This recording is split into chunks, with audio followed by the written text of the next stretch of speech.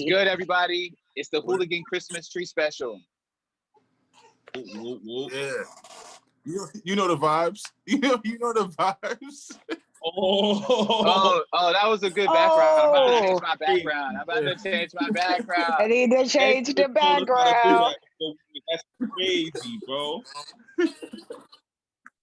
Should have never gave you niggas backgrounds. Yo, don't play with me. Don't play with me. Don't worry about it. What I said. That's what I said. Nah. Y'all thought I was playing. I was being dead ass. He looked just like Props. Y'all haters. And yo, he looks like Prop tells people, no, he's more woman than most. Yo. You terrible. You know what, bitch? You know what? Yo, he's just in touch with his feminine side. Leave him alone. You funny. He's more woman than us. Nah, this my 1980 swag right here. It's my 1986. I wish we had us. How y'all doing that shit? I want to do that shit. You got to go to that little dot joint and say virtual. Yeah, you go to virtual background. My shit backwards, so I look weird. I'm on my computer. I don't see it. Version of something. Look, I'm on the computer. I don't think it's on there. Yeah. Oh, they on the phone. I'm on the laptop. I'm on the Mac. Oh yeah, you might be hit. Yeah, it's on the phone. It's a little dot in the corner. Nah, I'm on the Mac. It is what it is, man. It is what it is, yo. I'm trying to find a cool background though. What my nigga doing? Oh, I'm gonna put one of my cool family picture. Can you give me my lighter? I mean, not my lighter, my ashtray. You could do it on the computer. I just can't remember what you got hit. Yeah, I just got 3-4 things, boy. I can't find that shit. It is what it is. Video. Yeah. Google that shit real quick. Video 7. I found it. He's just at school with us. Tell me where it's at then. Shit. See that little camera in the top. Hey, Merry Christmas, y'all. You see that? You seen it? It just tells me how to look at the view. I got a MacBook, so on the top of my screen, I got like the Zoom logo, but it's like inverted.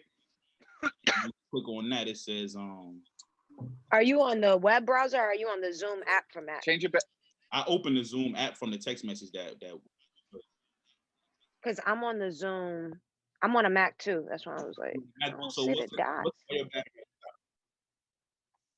Hey, Google. What about iPhone? It might be Sierra. Let me see. Fucking kick him. Sign it to the. No, that's Prop. That's Prop. No, Prop. I'm not on the iPhone. And then it says, who is that? Well, kick them off then. If they're not gonna say nothing, you can't remove them. I can't. I think Josh can because he runs it.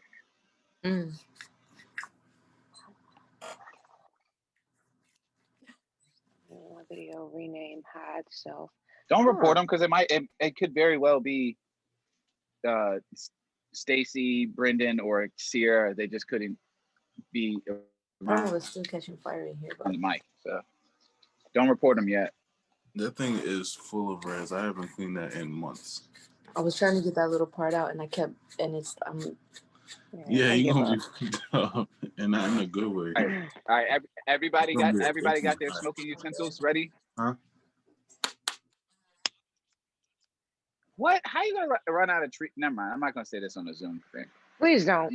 I'm just gonna. Okay. That just happened. You got your eggnog.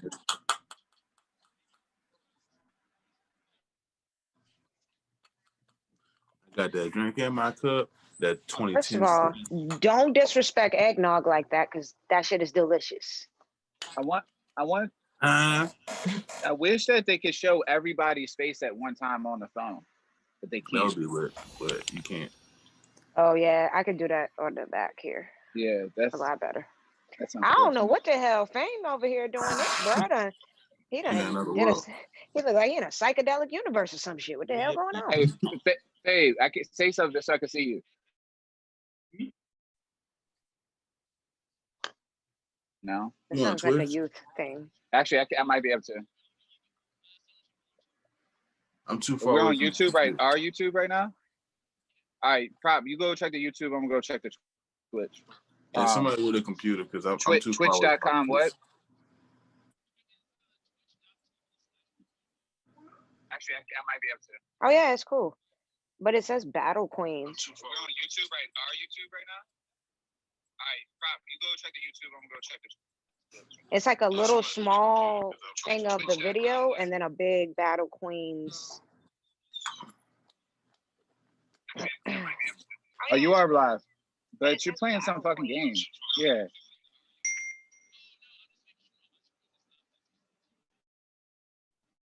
I think that iPhone was Sierra. Go back to the other. Go back. Domo arigato, Mr. Roboto. All right. So it's still showing the Battle Queens thing on the Twitch. Oh, there we go. Now I see you. Cool. All right. Yeah, we're good on the Twitch then. All right, y'all. Everybody here? All right. So I guess besides Sierra, I guess everybody, let's introduce ourselves to the world. One time, I'm your boy OG Illa. I created Hooligan Life a long time ago with Prop, and now we're the best thing that's ever walked this earth. I like marijuana in the morning with my marijuana. Just, it's just something that, yeah. So that's just how I like to live my life. I'm gonna let the rest of the people in here introduce themselves. I guess I'm gonna follow up then. I am Prop, aka Hood Buddha, rapper extraordinaire, God's favorite project, your girl's favorite prospect. And if you follow me on Instagram at HoodXBuddha, I usually try to kick some positivity for my people. So for this holiday hooligan trees, whatever the fuck we doing today, I want to start with an affirmation from brother OG Illa. And I want us to really, internalize this and feel it as we go on to our journey today for these fans. Mm-hmm. And it's going to be, I like to smoke when I smoke. I like my trees with trees. Yes. Bless. Say so. Bless. Yeah. Yes. So thank you, brother. That's a word. That's a word. Yeah, I gotta start using my tagline more. I love your favorite white boy's favorite white boy. But Yo, you know what it is. Rappers have a lot of tags. A bunch of them. I'm like the Jiggy God. I got 50 Prop Lesnar. Goddamn, like Lesnar, like Brock Lesnar, but like Prop Lesnar. That's fire. You know what it is, man. Your boy Handsome Fleet. Get my handsome side, man. Artist management for Hooligan Life, man. Let's get into it. I didn't know we was doing introductions. My name is The Youth, and I'm here to smoke some weed and talk to my friends. That's right. That's right. Don't you forget it. For legal purposes, my name is The Youth. His name is Chaz. My name is The Youth. Chaz. While I'm smoking weed on live. That's right. He says while I'm smoking weed on live, but his name says Chaz. Like, nigga, I don't know how to change it. I don't know how to fix it. I don't know how to change it. But that doesn't mean we have to confirm anything. I don't know who this Chaz guy is. It just popped up like that. Hey, yeah, same. Anyway, my name is The Youth. This is my tree earring, and this is my elf hat. Thank you. Yeah, thank you. Thank you. All right, Coda.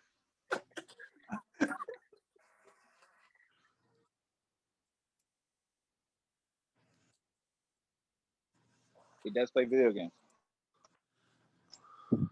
That's a fact. Oh man. Okay. So what we getting So I'm gonna into? restart my shit. I mean, we don't have to recut it. We don't have to cut it or nothing. I'm just gonna start my new intro. Hey yo, it's your boy OG Illa, your favorite white boy's favorite white boy, here to put it down for the 804 RIC. No, I'm joking. It's not 2008. I did all of it. No, what's good? It's your favorite white boy's favorite white boy.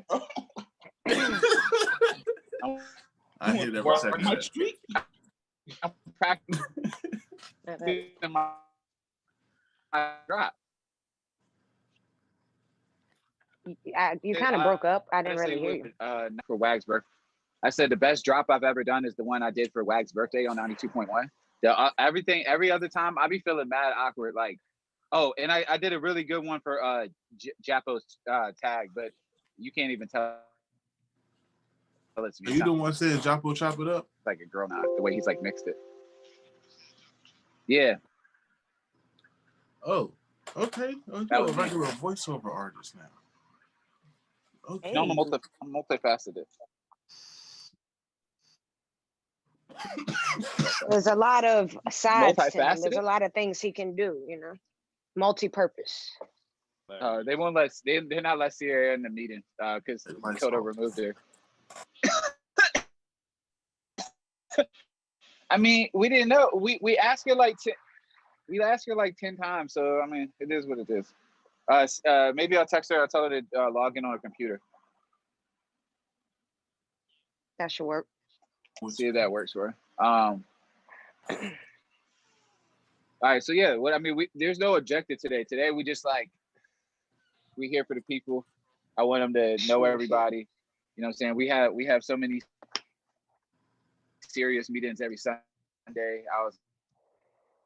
We got something once for just us to chill and kick it. It's COVID, so we can't be in the same room, unfortunately. So here we are, smoking weed on Zoom. The Christmas pizza party at the end of the year.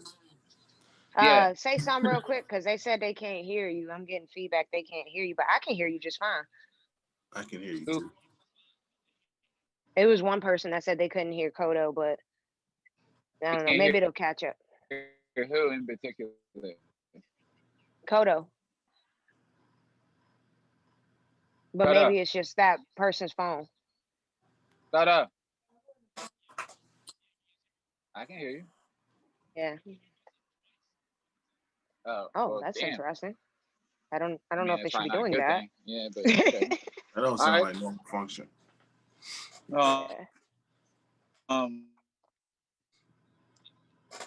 But yeah, this is something I like to do at least with being able to just go over his house all the time now. Yo, OG, you gotta go in the house. Yeah. You gotta go inside. Why? I don't know. Your thing keeps breaking up. Let me take my. Is that better? Yeah, I guess for now I can hear you. All right, so say what you said again. They're gonna be like, these people are dysfunctional as hell. Yes, we are. It's episode. We are. And that's our business. These are pilot problems. These are pilot problems. Well, how y'all been throughout the weekend? You know what I'm saying? This past week.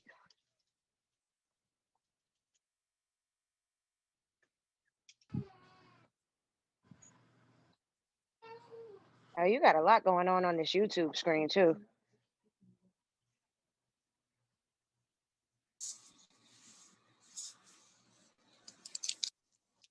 All good.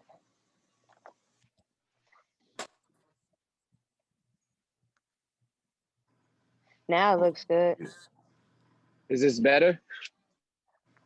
Yeah, we can hear you. Oh, you got a lot going on this YouTube screen too. Can you hear him? I don't know. All right, I can hear y'all now too. Just you? All good. Is it just you? Can y'all hear me? They can hear everybody else. Now it looks good. I hear everybody. Is this better? All right. I guess you got to speak in sign language for the rest of the Zoom, and we're just going to have to figure it out. You got a lot going on this YouTube screen too. Can you hear him? I don't know, man. I don't know. I can hear you y'all now. You muted your mic in the Zoom call. He's smoking that cat with death. All good. You good? Where is the weed? Where is the weed? No, not the bowl. I mean, the actual weed. What did I do with it? Oh, there it is. Kodo. Thank you, ma'am. Make sure your face and shit is plugged in right. Can you do headset? Can you do it without your headset? All right, maybe try it like that. I wish I was like fucked up.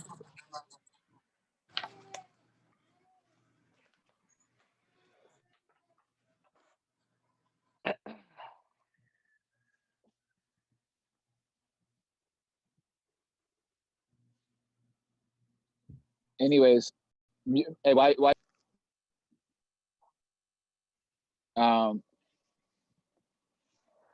It sounds like they better hear you. Sound like you yelling.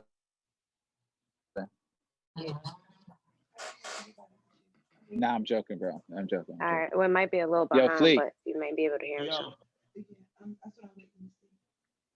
Yo, Flea. Yo. You ugly. Oh shit. Oh, now I can see you. Okay. You was the only one I couldn't see, OG. You can see me now? I'm joking. All right. Well, it might be a little behind, Flea. but you may be able to. I gotta swipe from one screen to the other to see. I can see Flea. everybody else. Oh, I can see everybody now. And then I gotta swipe. Okay, I want to put I don't want to see myself. I just want to see y'all. Oh, How do I take me off of here? Oh, now I can see you. Okay. You Oh, was they the only still one I can't? couldn't see, OG. I wonder what it is. You can see me now? I'm joking. All right. That Well, is it might weird. be a little Yo, behind, Flea. but you may be able to. I gotta swipe from one screen to the other. Your background is. I can see Flea. everybody else. Oh.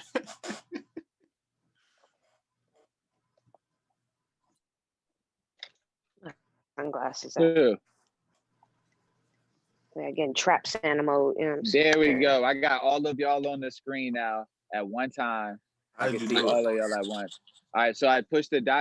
joint, and then I swiped all the way to the right so that it was the multi-screen, and then I went to the ... and I went to the meeting settings, and I took the show self view off. So now I can see everybody, and I don't see myself. So yeah. Anyways, what's good with y'all? I do like to see Who's doing shit today? How about say? I definitely like to see myself. I like to be able to. If I gotta choose between seeing myself and seeing your face, I would definitely choose me every time. Every single time. I would pick you over his face anytime. Oh man. If we was in a room and I got two choices on whose face I would pick, I'd pick mine twice. I'd look at Flea before I look at you, nigga. Yo, that's wild, yo. See, Flea don't even know he's getting shots at with that. You know what I'm saying? Like, I'd rather look at Flea than look at you. You know, like what? Oh man, I'm the most handsome. You already know what's up, man. Handsome Flea, man. Get my handsome size. You heard? Okay, let him know. You heard? What's so what everybody want for Christmas? Are you for rent? You know what I'm saying? 2 or 3 of those. I want rent. Rent. Facts. Christmas maybe trees. a light bill. You know what I'm saying? Like, make sure that. Yeah. I'm a simple dude, man. You know what I want for? You know what I want for Christmas? I want everybody to go watch the Mulholland Drive video right now and leave a comment. That's a fact. Ooh, That's a fact. Look at you. Look at you. Merry Christmas. What the fucking segue? What? Oh, run that. Oh, you could. Oh, put it on. Put it on. Yeah, Yeah, run that put shit it real on. quick. Yeah, run that. Run that. Yeah. She deserves that. Hell yeah. All right. Yo, somebody get this man a podcast. Yeah. Facts. Yo. Yo. Hey, he's Screen Man. He's. Yo, your shit broken up, bro. It's not outside. It's these goddamn headphones.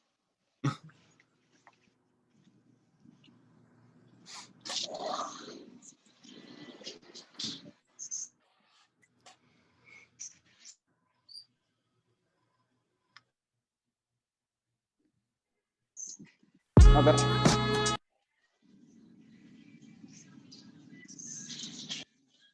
Rock that joint. Shout out to OG Illa for risking his life shooting it. Shout out to the youth CT Edwards, you know what I'm saying, for his editing skills. You know what I'm saying? You know?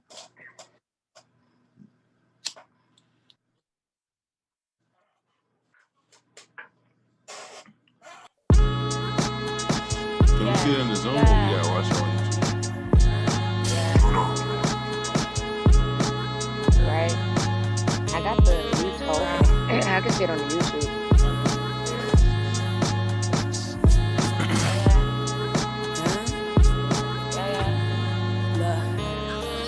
Every dreamer has a non-believer. Besides you on, pledge allegiance to my stocks and bonds. Mission my options. Oh wait, that's cash rules right there. Tell my broke exercise tomorrow. Yeah, y'all hear? This is not as hard. Can y'all hear me now? Is that better? Know you demons. My discernment's concerned. You need some freedom. Meditation and healing, maybe the fancy meaning. I never said to be easy, don't play like I deceived you. Your lifestyle's either generational heathen. Childhood trauma, karma for previous reason. It could be you or your father, you never reveal it. Just do your part to move this farther, we all want to achieve it. Victory is meaningless. He's running cash rules right now. Your spirit finds some peace in your reflections. Or deflections are mirrors of what you hate to possess. This material world, where the plastic possession of cash rules everything around me. I can only see it on the YouTube. Thank God I found it. Brought a gutter pippin' on my paper, get the product. Running use my tools, so these jewels for the startup. Because you're harder. Not even in front of it. I'm not in the chair. It's cold-blooded, I'm a certified. Y'all can see it on the Zoom? Yeah. God's favorite project, your girl's favorite prospect. Nah, I can't. Okay, bet. Yo, but it take a little longer when you keep your soul, nigga. Since I can't see, I don't know what's going on. So fuck the media on microphones, this shit feel like home, nigga. Can you hear audio grown, nigga? To start moving on your own, can you hear us talking to? Does it sound like a lot? Alright, we gotta shut up. Getting money. Thank God I found What's the name of the YouTube? rules everything around. I'm looking at the Hooligan TV. Go to YouTube, and just type in HLGN-TV. Can you hear audio from the video? We ghetto but hilarious, apparently. I need a Christmas background. Shit. Sure. Yeah, they can hear us. Oh no, hold on. Before you leave, Kodo, take that video off. Don't do us like that.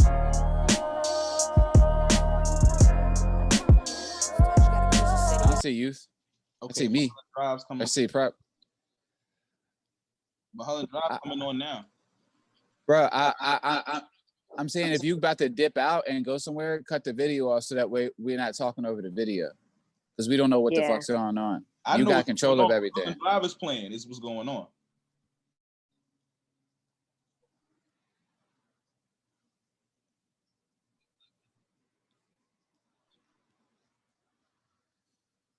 I pulled the YouTube up because I was tired of us saying, well, I don't know what's happening. I don't know what's going on. Yeah, I literally don't know what's happening. You hear? Yeah, I pulled it up. So they definitely can hear us. The video definitely was just on. It's on pause now. All right, bet. So I made a video with Dub on Friday explaining the entire shoot for Mulholland Drive Vibes. So it's like a 25-minute video of me just sitting down talking about this shit. So when I drop it, I want you to watch it, and then I want you to do a response video because I'm sure there's details that I missed out on, you know what I'm saying, et cetera, et cetera. So yeah, but I was like, yo, they have to hear this story. Like, it's just too wild. Like, it is. Like every fucking turn, it was just something crazy, from the videographer canceling all the way down until us ending up in the Trump rally. Like, yes, like I had that like, moment yesterday watching the video when I'm hanging on when the second verse starts, and I was like, yo, we were in the middle of a Trump rally and people were like beeping their horns, like, get out the way, and Will's like, fuck them. I'm like, I'm wrapped in, fuck it, like, that's wild. Like, see, I never revealed that side on the story, where I'm like they're like beeping their horns at us to go, and I'm literally like hanging out the car, flicking them off while we're like shooting this video. Yeah. You gotta pitch that to somebody, right? Yeah, we were completely surrounded by Trump supporters for the rally, so like flags, all that stuff. So that was crazy, we put on like, "Fuck Donald Trump" by YG and Nip. Yep. Yeah, I must have had a good time. I would have loved it in there for that. It was a good time. It was. I mean, what are you gonna do? Like, I'm not finna sit here and go fight all of these motherfuckers. You know what I'm saying? But Facts. Will I make it real uncomfortable like they do? Absolutely. We can make this bitch real uncomfortable. Exactly. So, yeah. And then that one dude was like, "Are y'all here for the Trump rally?" Like, no. They're like, "You're here for the Biden rally?" We're like, "No." Yeah, he looked like he was lost because he was ready to respond. He was just ready to start some shit either way, and he didn't get a response that he wanted, so he was like, "Oh, okay." Exactly. Like, though we did have to tell one family, the whole family, I said, fuck yeah, kids and everything. Basically. Fuck you, fuck your kids, fuck your grandmama. Fuck that bitch in the urn, fuck all of them. They walking down the street, talking about, yelling Trump shit, you know what I'm saying? I'm like, shut that shit up. And they're like, oh, like, and I was just like, fuck you and your family. Like, I went in on them. Like, but we was driving. Them niggas is not built like that. They not built like that. I know them. They not built like that. Yeah, they're not ready for no real ass war. They talking real hot on the goddamn internet, but I don't think they understand like shit. Not like it was 300, 200, 100 years ago, my nigga. Like they let 100 clips off in Gilpin Court, nigga. Like motherfuckers is not out here playing with nobody. I don't know what they think is gonna happen if something was to really pop off, but like you're not gonna make it through one neighborhood, let alone the entire country worth of black people, nigga. You're not gonna make it. Whatever you think is about to happen is not going to happen. See, you talk about Gilpin Court, bro. Imagine trying to infiltrate. Imagine trying to infiltrate Chicago. Right. Like you would really need an army. You're not bringing them. You're not bringing Proud Boys to O Block, nigga. What are you thinking? What do you think? Nah. But I mean, there are like. But. But nah, I never underestimate anybody, bro. Never underestimate, because especially because it was quiet for a bunch of racists for a long time, and now that they got the balls to pop off, you know what I'm saying? Usually when bitch ass people do that, it's because they got some type of security in their mind of they booted up because the president was racist. They booted up, but I tell you right now, it's not gonna go the way they think it's gonna go. Oh no, they've been booting up. Please no, they've been booting up. Like that's in their culture, and that's they train their kids young. So like I wouldn't sleep either. That's one thing, you know what I'm saying? We gotta like get more organized on like, yeah, you got a bunch of niggas in the hood that can shoot, but we need to organize that into something. You know what I'm that's saying? what I was saying. Like even them dudes, like they only busting at each other. Like to be honest, now, you know what I'm saying? But now. Until 16 pickup trucks pull up in their fucking neighborhood trying to start something. Then it's going down. It's over with. Yeah, they're not gonna be shooting at each other at that point. They're gonna be like, oh wait, we gotta take care of these fucking pickup trucks first. All right, so I'm gonna end this. I'm gonna end this conversation publicly because there's stuff that we could say, but I'm not trying to give these motherfuckers any intel at all. You know what I'm saying? I'm not even trying to say, well, you know what I'm saying? Like, well, actually, they could do this, You know what I'm saying? So. Just because that's the type of mind I have, I'm like, soon as somebody says something that's like not possible, I'm like, okay, well, this is how I would approach it. You know what I'm saying? This is how I get around that. So it might not be possible for somebody else, but for a seasoned villain and crook like myself, like, yeah, we grew up on different times. Yo, bro, at one point in my life, I was definitely a villain. I ain't even gonna cap. That's why I'm trying to get better now, because I was dead ass just a bad person at one point. I felt that. This nigga was Thanos. I've never done anything bad in my whole life. You stabbed somebody with a pen. Whoa. Yeah. You stabbed somebody with like you a cold-blooded. Whoa. All in the right, neck. DJ Vlad. Hey, In the neck. chill out, Neck? You stabbing Trying to- niggas in the neck? They gave Chill him a out, Vlad. tracheotomy. The doctor said I need a backiotomy. Nah, that was. See, you got it. You got it. See, that maybe makes us old, but you got it. The details of that story are slightly skewed and very Yeah, I'm just giving you the version that I heard before I met you. Yeah, So.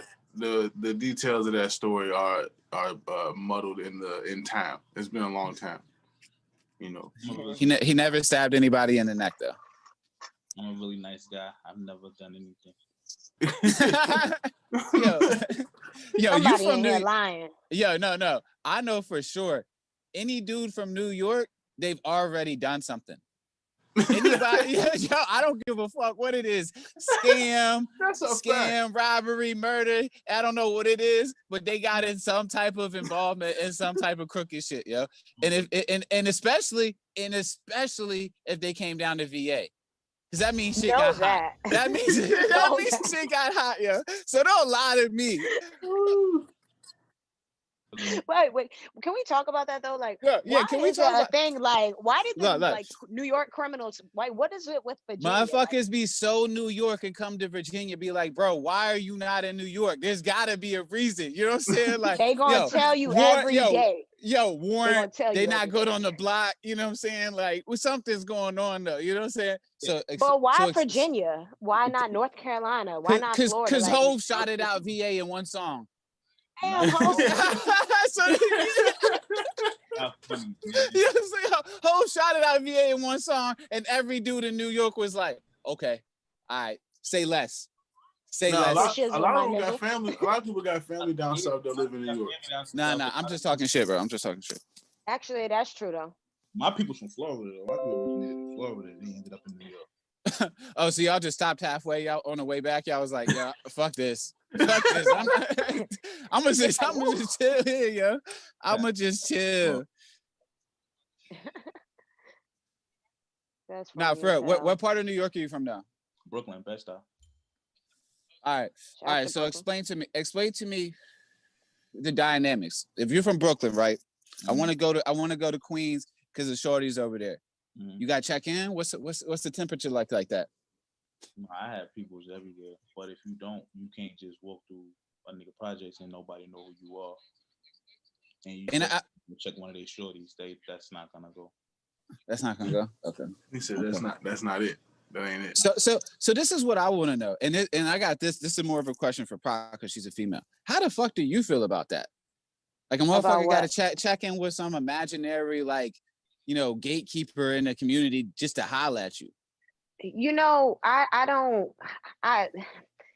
it's because like my ego tells me like I don't have to check in with nobody. Like nobody owns anything. Like at the end of the day, but I do understand the importance of showing respect to whoever the OG is in the area. You know what I'm saying? And just like, okay, I see you, but like getting permission and having to like pay to be around. I don't know. I'm not about to be extorted. Like. Yeah.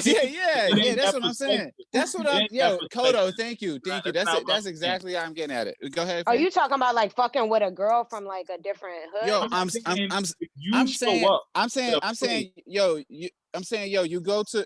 you want to go fuck with a girl in Queens and you live in Brooklyn and you can't go over there unless you check in with a whole nother grown man. That's not what I'm saying. See, I don't think I would. I don't think it's that deep. I think it's like, yeah. I'm saying if it's a bunch of niggas in front of the projects, and you gotta walk through them doors to go, they're gonna be like, "Who are you?" Because first of all, you either trying to get some of their money, fuck one of their bitches, do something in their area. They don't know who the fuck you are. That's what I'm saying. It don't have nothing to do with checking in with a nigga. But if you know a nigga from over there, that's probably your easiest way in the door. Okay, so you're saying just as a courtesy, like for yourself, like just in case. Because you can't go certain places in Brooklyn and just be walking around. Like it's not how it goes. Yeah, he's saying they already posted up out that joint. So you trying to get through them doors and they don't know you. You need to explain who the fuck you are. They hang in the lobbies. It's You not just walking through the project like they be outside as pictures and shit. Like somebody gonna see you and be like, "Who the fuck are you?"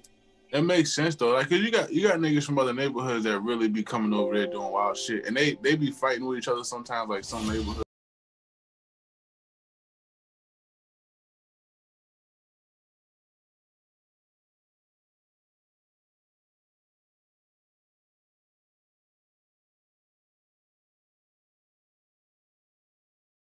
I get somebody walking this house right now, walked up on my porch, and was just standing there. Like, I'd be like, nigga, who is you and why are you here? Yeah, but it's a little bit different because you're in a community setting, and you know, like it feels different but it's not. I used to live in Jackson Ward too, and go ahead. I used to live in Jackson Ward too. As a teenager, used to walk around. They used to see dudes. They used to be like, "Who is this? Who?" And then they'll walk up to him and be like, well, "Who are you? Who you here for?"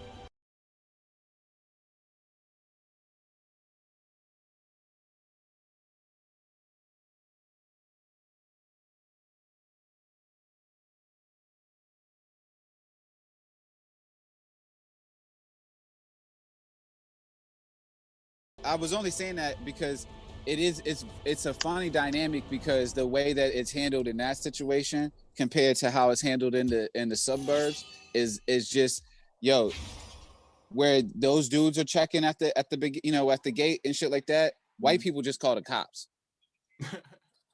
Like that ass. They just call the cops. They don't like, all right, I don't know you. Because I when you said that, yo, that's like somebody coming in my neighborhood. Like I'm like, all right, so like I live in the suburbs now. I don't live in the city no more. Thank God, you know what I'm saying? I bless. But like you know, I know when people get weary over here, it ain't no checking, hey, who are you? Like they'll go straight to the phone and call the cops. Yeah. To 12. Hey, police. Yeah. It's a weird yo, Kodo, stop playing your game. It's in the background. People can see it. Yeah, it says your game is all in the background. Is that on the YouTube or the Twitch? Because if it's on the Twitch, hold on. If we can still see us, I don't care if you're playing the game. All right, bet. No, if you can still play it, I'm just saying like that's what somebody just texted me. So on the YouTube, we talking? It's just us. Okay, what were we talking about though? What were we talking about? Bunch of nothing. Oh yeah. Oh yeah. So the white people, they just call the cops. They just go straight to the cops.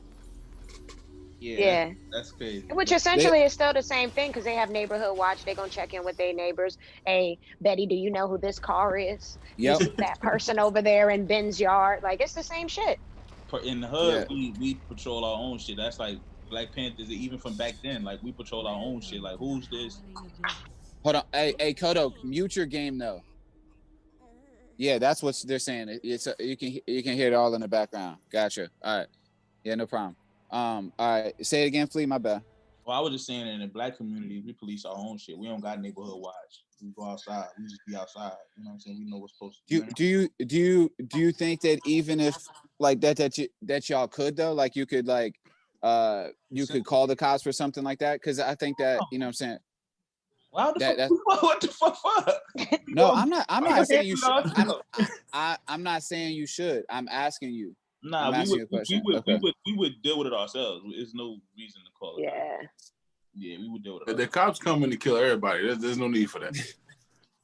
More niggas going. You gonna call the cops and you gonna go to jail. Like, and you'll end up dead or in jail for calling the cops. We don't believe in that. Yeah, the cops don't ever show up and think we the good guys. So we got our own definition of cops. What people gotta say about the cops is cops don't fight crime or prevent crime or anything like that. They respond to it, which means that they show up to punish people or whatever you want to use the word. So calling the cops ain't no reason. You know what I'm saying? We want you out of here. We can get you up out of here. That's that. Yeah. I mean, y'all know how I feel about the cops. I just, you know what I'm saying? We gotta have like real discussions sometimes. Like, how do we change some of these dynamics so that way, like, the communities feel safer? Because, like, I'm gonna be honest, I used to be, all up in the streets trying to get money, fuck bitches, do all this grimy shit, and it's like that shit really isn't the way. You know what I'm saying? And like when you get older, you realize like a lot of that street code shit, that shit is just to protect like losers. You know what I'm saying? Like bullies, you know, and a lot of times like those communities that we talk about where they like do police it, it feels unsafe. You know what I'm saying? Exactly. So like prop can't even walk in certain like a certain length in her own neighborhood right now and not be worried, like legitimately not be worried. And then more importantly, that's not even talk about the dress code that she has to go through in her own city where she pays rent and pays taxes. Yeah. You know, there's got to be some type of balance. You know what I'm saying? Because like I ain't been able to wear red shoelaces and a grip. You know what I'm saying? Because I live in an MS-13 neighborhood. So, but that's how LA is though. Like it doesn't matter how nice it looks, how cool your every apartment square is. inch Somebody owns that block. Like somebody owns every that shit. square inch. So I don't test them, you know what I'm saying? They also don't mess with people. Like they can see you coming back and forth to the grocery store, so they know you live there. And in a way, when things were going down, like with the protests and they sent the National Guard in our neighborhood, I felt a little better knowing them niggas was there. I was like, all right, well, if the guard come and be trying to do some extra shit, you gonna have to fight a lot. It's about to get wild because they a different breed, you know what I'm saying? But to your point, like it's my fault, Prophet, cut you off. But from a more professional standpoint, like if we want to make a change from the shit, from to piggyback off, well, you gotta do it from the inside. It's not gonna be nothing that we could do fighting like that. No, I agree. So people gonna police the neighborhood. The people who have a passion for that go do it then. You know what I'm saying? And stop letting these people come over here that's scared of us, that's gonna pull a gun and do what they gonna do off of instinct. If you have passion for this neighborhood, come police it, bro. Be like that's exactly what I was gonna say. I'm a big advocate of community policing. I don't know if Richmond is still like that, but I know back in the day, like it wasn't like it was in Chesterfield County. You know what I'm saying? Like I had cool conversations with a few cops, you know what I'm saying? Had people fighting and they like, all right, you want to just take her to the car? You know what I'm saying? Like, so when you're from the neighborhood and you're from the area, I think you might just overall respond to the people differently because you know them, that's your community. But when you don't know and you've been fed all these stereotypes and prejudices and you were bullied and you're scared and this and that, that's when you get to use that bullshit cop out. And like, you don't need to be over there then if like you scared of your life just from being there. That's because they send people from 30 miles away to go work neighborhoods they ain't never been to in their life. That their moms told them to lock the car door in and shit. Right. Like, what do you expect? Or it's overall just a culture shock. You know what I'm saying? Like it's just completely different in everything they've been around. So of course everything is like, you know what I'm saying, like on high alert. Like they're accidentally racist, Will. It's not on purpose. And I don't think I try to explain this to I don't think it's all on accident, bro. Like you gotta understand. There's a certain level of like a area where I allow you to be under that accidentally racist shit. Like, you know, when you're a kid and you're getting manipulated, you know, your parents are telling you shit. As a black man, I grew up for the large portion of the beginning of my life and never had seen a white person in my life. And at no point in my life did I go, I hate the motherfuckers. So from the jump. Yeah, we have talked the same way. That's what I'm trying to get to. Never had a prejudice or nothing. Never had a prejudice or nothing. I used to fucking watch white shows like fucking Boy Meets World. Never had a problem.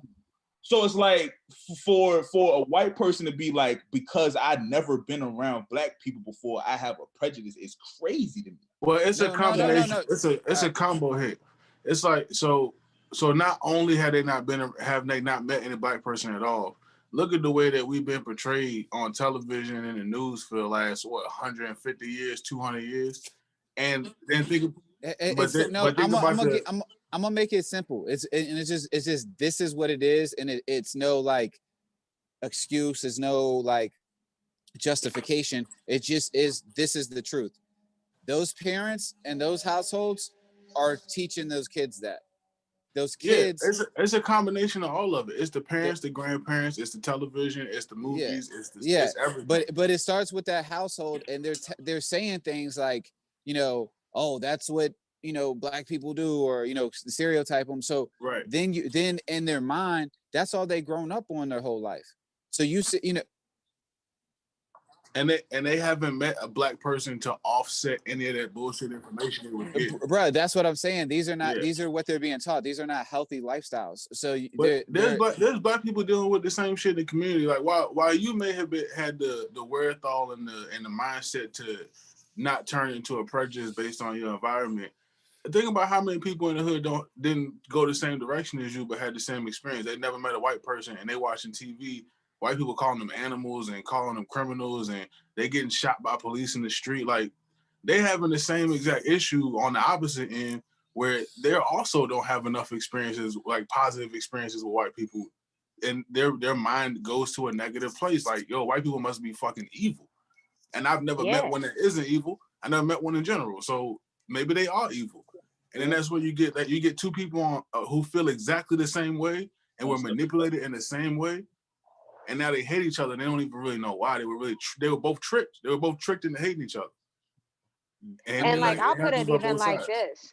I'm a black woman and I have German family members. And I've had German family members tell me as a child, don't marry a black man because they don't take care of their family. So if you're telling me that and I'm a black child, what are you telling the white children? That's what I'm saying. Right. That was my whole point. It's like, yo, it all starts back with like what your parents say to you. And I promise you, because my mother and my father were two totally different people in this. And luckily I was raised by my mother, because my whole life she's like, you don't treat people differently because they're different color, right? Whatever, She preached that. But my dad is the exact opposite. When my sister had her first kid, her second kid, and he went over there one time, he called them like N babies. You know what I'm saying? Like, you know what I'm saying? So it's like, house. Well, I wasn't there, because I already don't fuck with my father. Like, I was like, you don't like that nigga already. Yeah. So we already don't fuck with each other. So fuck him. Yeah, for real. Like on live, nigga. On live, fuck that nigga. It's still fuck you. He still tries to hit me up and stuff and tries to talk to me, but I really don't rock with him. But so I wasn't involved in this, but it's like, yo, that's crazy. You know what I'm saying? Because literally everybody on my mom's side is like integrated. Like my stepdad's black, my all my nieces are mixed, and like not just my sister's nieces, like my cousin's nieces are like half Asian, one's half Asian and one's half Spanish. And then now I'm about to have a mixed kid. So it's just crazy to have such two polar opposite dynamics. Cause like when you go if you went to my father's side for like Thanksgiving, it's just dry as fuck. Like, you know what I'm saying? Like the foods, I'm gonna be honest, they're Southern, so the food's good. It's not about the personalities. Yes, the whole night is dry. Like, it's just, there's no, I don't really feel like there's love there. There's no soul there. And you could just tell it's just different. Like, you know what I'm saying? I think Flea was in the group the other day, but like I cut my grandma off, like my dad's mom off years ago, because she told me to my face, hip hop wasn't music and she just didn't believe in it. And it's just like, okay, well, you know what I'm saying? All right, grandma, it was cool. Yeah, dead ass. I gotta get up out of here though. I appreciate the diapers, but yeah. And now I'll even.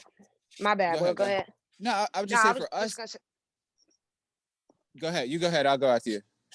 No. Finish.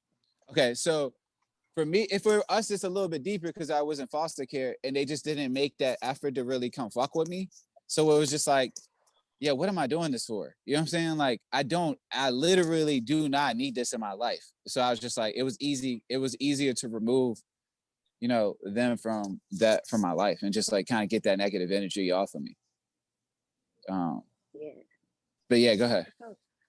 No, I was going to say, just to add into the point of how some, non-melanated beings come to these perceptions. Like in my experience with the German family member, like it wasn't because they came from a place of like, I don't like Black people. It was because they were in relationships with Black men and were abused by both of them, like very severely. And this person abandoned their children and stuff. So there's also like certain traumas that people go through, and then it skews a certain narrative that can also be passed on from generation to generation. You know what I'm saying? But at what point are we taught that something that somebody does is a representation of their entire race versus a representation of the individual. It's experiences.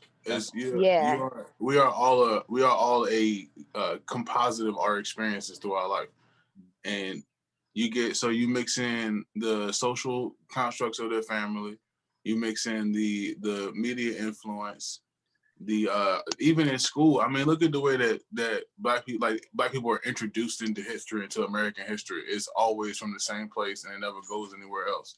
It never gets beyond the civil rights movement. Like that, we are so like 100 years beyond that almost. And there's so many black people that do so many great things now, and Black history teachings have not changed in schools at all. They have not changed to reflect the fact that black people are doing so much more than inventing peanut butter at this point. Like, well, they gave you Obama. They're gonna put Obama in there for you. Yeah, well, they'll put Obama in the book, and then like that's it. But like, there's the.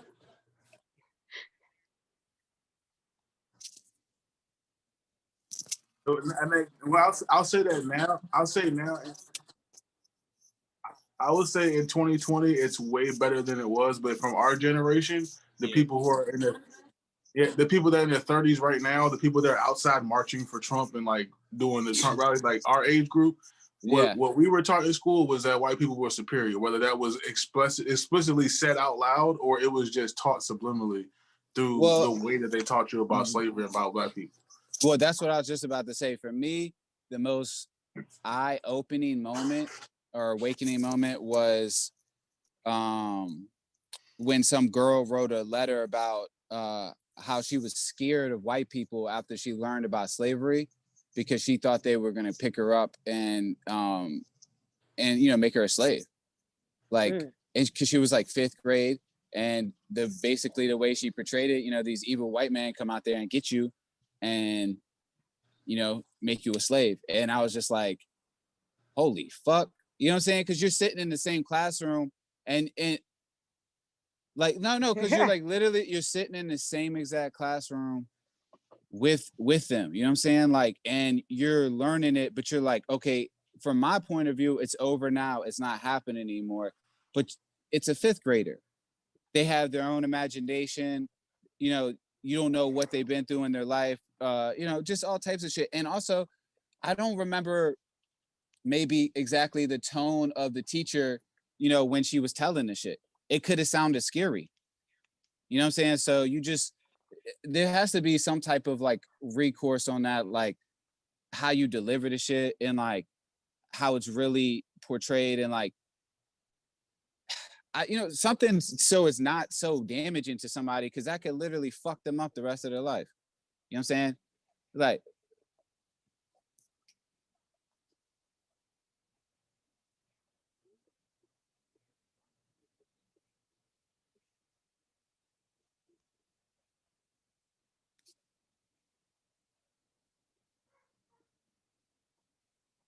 uh-huh.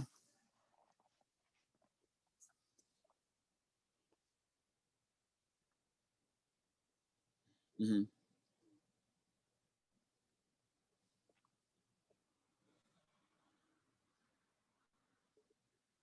Mm-hmm.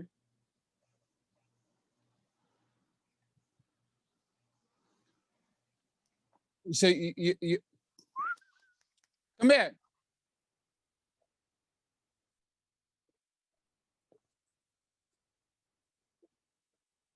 That was the supremacy complex that from the 90s and up until like recently that was taken, which because of course they'll never let you say apologize for white people, because then that admits guilt. That means that we did something wrong. But but what they would like you to believe is that, well, slavery was just a part of our history. It's, whether it's a good or bad part of our history is up to you, but it was a part of our history, and now it's over. Let's move on to something else. And like that's that superiority shit, man. That's like continuing the dynamic or the narrative that white people are superior and black people are inferior and lucky to be free. And if it wasn't for white people, we wouldn't be so. Yeah, that's what we're taught. We as black children in school learning about slavery, we are taught that we are lucky to be free, and that if it wasn't for a white man named Abe Lincoln, we'd still be slaves right now. And if we weren't saved by the white man, we would still be slaves right now. And we should be grateful to live in this great country and have all these freedoms. We should be thankful. and white people get the idea that like, oh man, we did a bad thing. But we're still the best. Yeah. Yeah, hey, yo, of course. y'all get my dog just ran out the door real quick. Give me 5 minutes. Y'all keep it going. Yeah. All right. And I'm a chime in because they still say they can't hear you. So Kodo, when you say something, I'm gonna kind of just like briefly reiterate it. He said it's the white savior complex, which I completely agree with. Damn, my damn AirPod falling out. That's exactly what you said, youth, about how we're taught like we should be happy that, you know, this white man named Abe Lincoln made us free, and we should be proud of the fact that, oh, they decided that you guys can stay here, you don't have to go back. Like, right. You should be all fucking hunky dory. Oh. Like, you mean you know what I'm saying? Right. And they attempt to meet. It's a mediocre attempt to give us back a little bit of our pride with the civil rights movement. But there's even still lies in that. Like they still sugarcoat Martin Luther King's assassination. They don't even talk about Malcolm X at all, or Marcus Garvey, or Black Wall Street. I'm sorry, Kodo just said we don't think that we should look at Malcolm X as a great civil rights hero, and I really need to know why. I need to know why that's the case.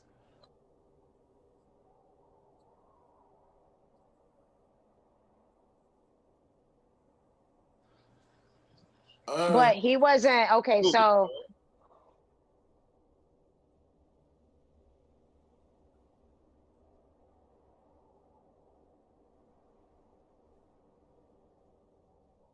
okay, so Kodo is saying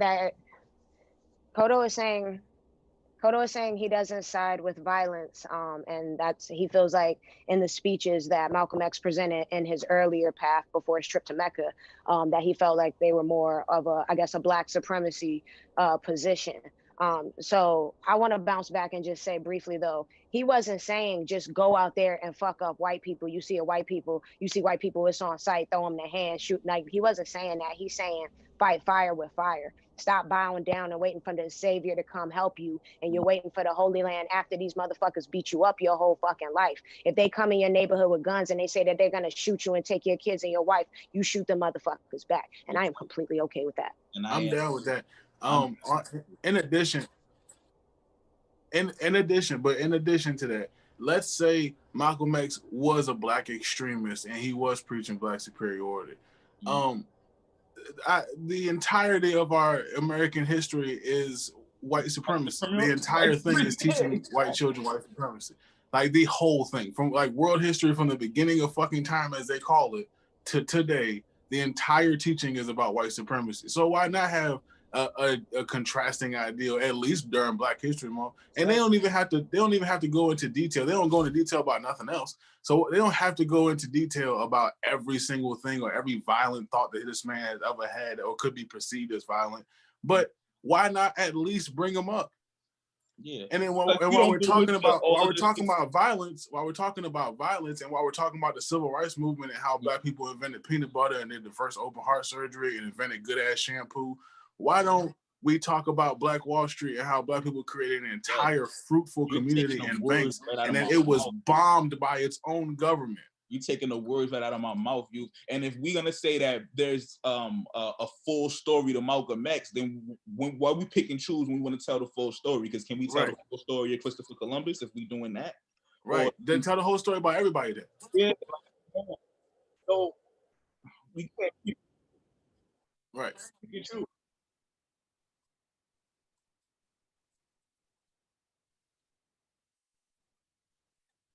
Yeah.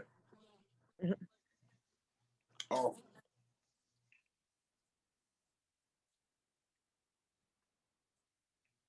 Because they've taken that one accomplishment that he had somewhat and like turned it into something else. Like they basically made it a bigger deal than it was. You know what I'm saying? My nigga, if I work at T-Mobile and I show up at Verizon, I don't get points for showing up to a building, my nigga. I don't get points for that. Also, what accomplishment? Building. You wasn't even going.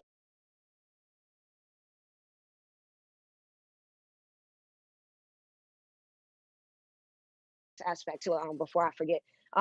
Because I understand that people like to focus on the fact that Malcolm X was more fire with fire, but on the same hand, everything we've learned in history from the Caucasian and European perspective, everything that they wanted, they took it through violence. We learned about war after war, slavery, killing these people, massacres, crusades. Oh, you're not a Christian? Yeah. You die. Like, what the fuck? Like, yeah, the crusades, my nigga, the crusades. Nigga said, nigga. Yeah. Kodo said back when killing people was personal, and that's exactly it. Like, oh, you don't worship God like me, you die. Like, who does Gone. that? Fuck out of here. You ain't gang, nigga. You ain't gang. You ain't banging for Christ. You die, nigga. They was calling people witches because they was trying to make medicine, and they was like, no, you die when God say you die. Yo. Like, what the fuck? Hey, there's some justification to that. Yo, to what? To what? Of course. To what? To nah. Just the like the God says you die when you die part. But if that's the case, then don't take any medicine at all. Because that's I know, but that's what I'm saying. And there's some people that really have like qualms about that because it's like, yo, you're supposed to run like your natural course. I don't believe in that. Yo, surgery me up, you know what I'm saying? Medicine me up, you know what I'm saying? Like, hold up, I'm cool. I'm cool if you don't want to take the medicine. So just don't take the medicine. You don't have to burn me because I have medicine. Because I made ibuprofen. I made ibuprofen. Like the whole town is burning me like a fucking pig because I got some herbs and shit. That leads to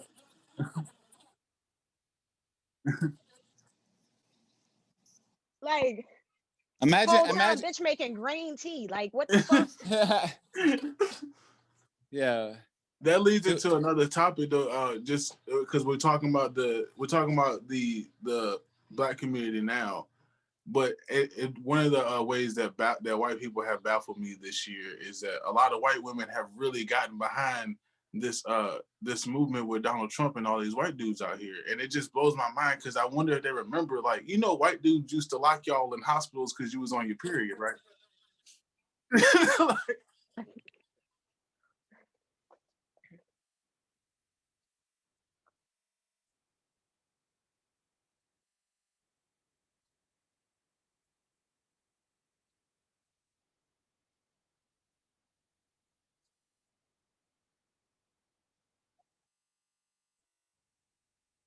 Yeah. All right. So Kodo is saying, just to reiterate for the people listening, Kodo is saying he doesn't understand about the Caucasian women that support or that are all Black Lives Matter and going over the edge for that, because historically women have been very submissive to their Caucasian husbands and allowed a lot of abuse and things to occur. It's like you never stood up, so why now? And you also need to be spoken to, white women.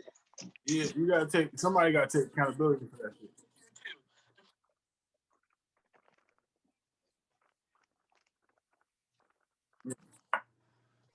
Hold on. The pack just came in. Oh, nice. You're saying, oh yeah, that shit. But bro, that's the shit that bothers me the most, and I think that's another conversation that needs to be had. It was the slogan. It was just those times. That shit is annoying. That's just the times they were in. But like, that's just a bro. It is. Not even just that, like, bro, like, yo, yeah, all right, it was just those times. So in those times, all them peoples was shitty ass people, dead ass. All them people letting that shit happen and not standing up for it and shit. They dead ass some shitty ass people. But that lends to like why are we taught history the way we are is because imagine how fucking terrible that feels. Like, we're not talking about generations of people who are dead and gone and will never be seen again and don't have to deal with the shit. Like, there's people's grandparents right now alive that were standing in front of schools with picket signs calling kids niggas when they were trying to go to school. And like, oh, wait, but I'm talking about history. That's literally what they said. They literally called them that. as they were walking into the school. Yeah, let's just keep it, you know what I'm saying? Let's just in case. Let's just, you know what I'm saying, just in case.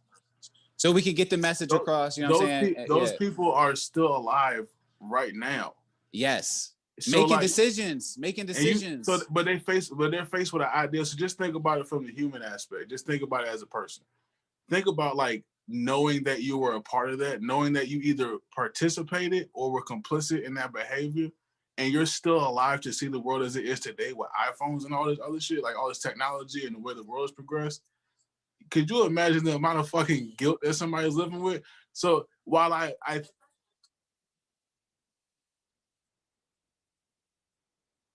well, we're not even talking about just people who are outright racist. Like those people are just racist. I'm talking about people who were a part of something when it was okay to be a part of that thing, and maybe now they're not the same. They don't feel as strongly about it, or maybe they just didn't then, but they fell into the peer pressure.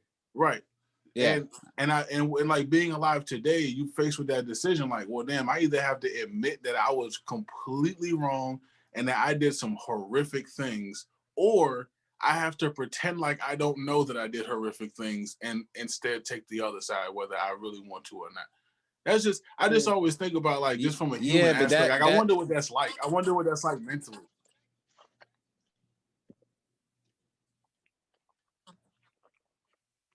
Of course. But everybody's not everybody. I know, but those be the ones that's always preaching holier than thou, and they can't even really look themselves in the mirror. They can't look. You know what I'm saying? Like, yo, you can't sit here and preach all this shit about, Blue Lives Matter and but the whole premise of what you're standing on is wrong. Fuck you. You're a bad person. Terrible person. Next, like go get right with God. Go get right with yourself. I just wonder what that we must make excuses be like. for them all the time. From a psychological standpoint, like I always just wonder, like what must that be like to live that way, to like have it. It probably is scary. It's probably terrifying. Yeah. Yeah. It's got to cause some sort of like mental breaks and blocks. It's probably takes a toll physically. I couldn't even imagine like that amount of guilt in your body, like just living in. Yeah, like, and having to deny it every single day of your life, and like you really out here screaming like all lives matter and blue lives matter, and like on the inside, that was you. You did this. Like you made this. Ooh. You were part of this. Yeah. Like, that shit has to be crazy. That's tough. But then there's some people that are proud of it when they see it, and they see the Proud Boys and stuff, and they're like, hell yeah, still going strong. We out this bitch. Like it's still that side of it too. Family, like the people who was going crazy for the statue.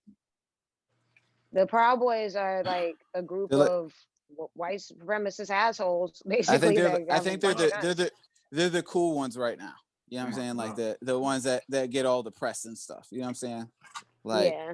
Like there's been a couple of different little groups that pop up here and there, but like right now they're the trending racist group, you know, because they're so cool and everything. Yeah, like bro, like imagine thinking that's something to be proud of. Oh my God. Exactly. Yeah, she's pregnant, y'all. She is pregnant. No, yo, her belly getting big. That's what's up. You can't see her. Baby on the way. Yeah, hooligan baby. Hooligan baby. Hold on 1 second, y'all. 1 second. I'm gonna be back in 1 second. Yeah, man. This is a great session. I didn't know we was gonna go down the deep end like this. I like it. You know what I'm saying? It just happens. It's the herb, bro. It's the herb. The weed be talking. It's aligning our chakras. Facts. Oh man, I think racists should probably do psychedelic therapy. Like if they really had like an intense like psilocybin mushrooms, for those that don't know what I'm talking about, like and really faced all their shit, like that part could be very revealing. Yeah. It really roots in ignorance and insecurities though, just like every type of prejudice does. But we can get to something lighter, but that's where it all roots in. Like, yo, they're insecure. 7 grams. Good Lord. I was about to say, you was going straight to the hero.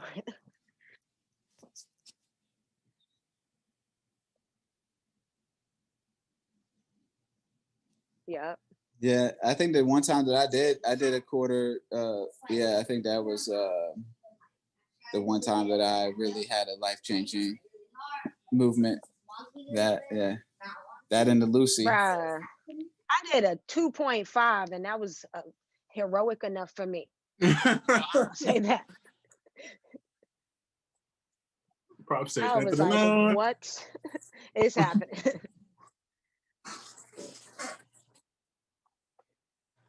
I was like, man, I just wanted to go to sleep. It was crazier in my mind. I was like, hell no, what is happening?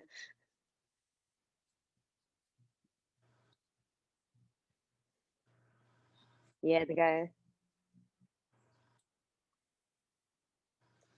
Jesus. I can't.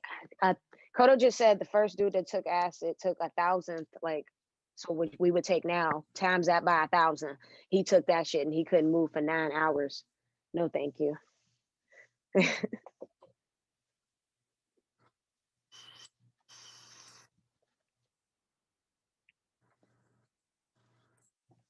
That's crazy. I cannot imagine that. That would be like being like a vegetable or something, like, or paralyzed.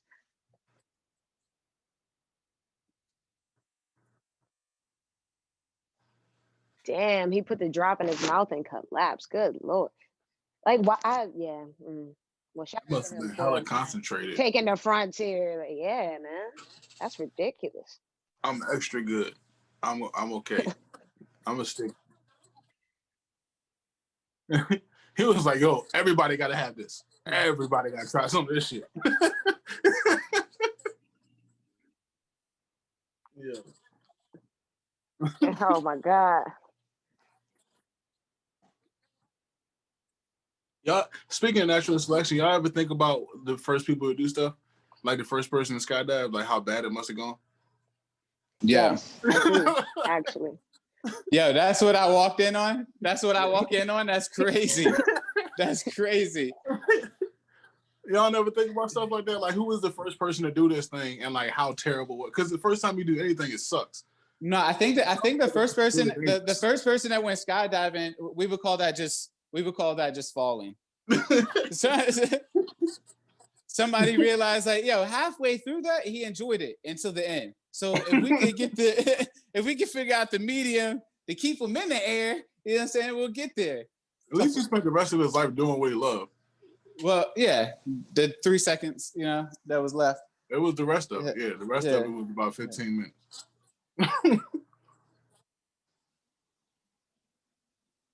I heard it, after you go skydiving.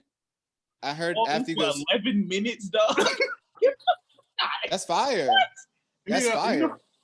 You know how fucking long 11 minutes is? I don't like falling for 5 seconds. 11 minutes straight just falling. Crazy. Like halfway through, I don't even care if I die no more. Once I get to 3 minutes, I'm like, all right, when the fuck is this gonna be over? 11 minutes, yo. That's crazy. That's 11 minutes with a parachute, right? With the parachute. Okay.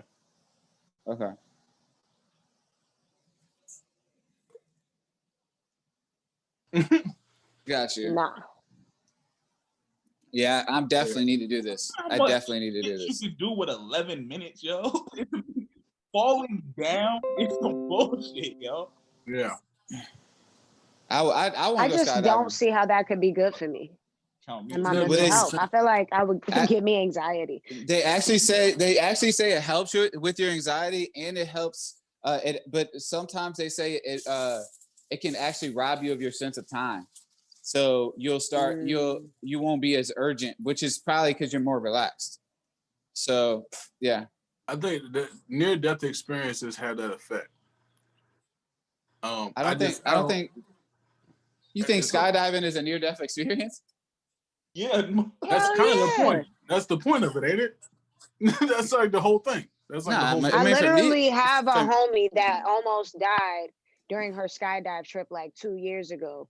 Like the parachute and the backup parachute wasn't like, it was crazy. Like everything went wrong. She had all these burns and marks and shit. The place that she did it, they fucking chopped up the video so that she couldn't have the evidence of how bad it went. Like, I'm saying, yeah. You want to play with that? No. Because I want to fly. Like, I've had enough near-death experiences in my life. I don't need to add it. Because I want to fly. Get on a fucking airplane. I would try DMT. I'm trying to try DMT. What is that? But I really want to do ayahuasca.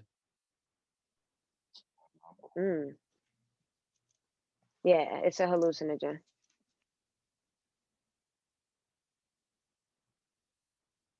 That's that rapid weed for psychedelic. A lot of people say they.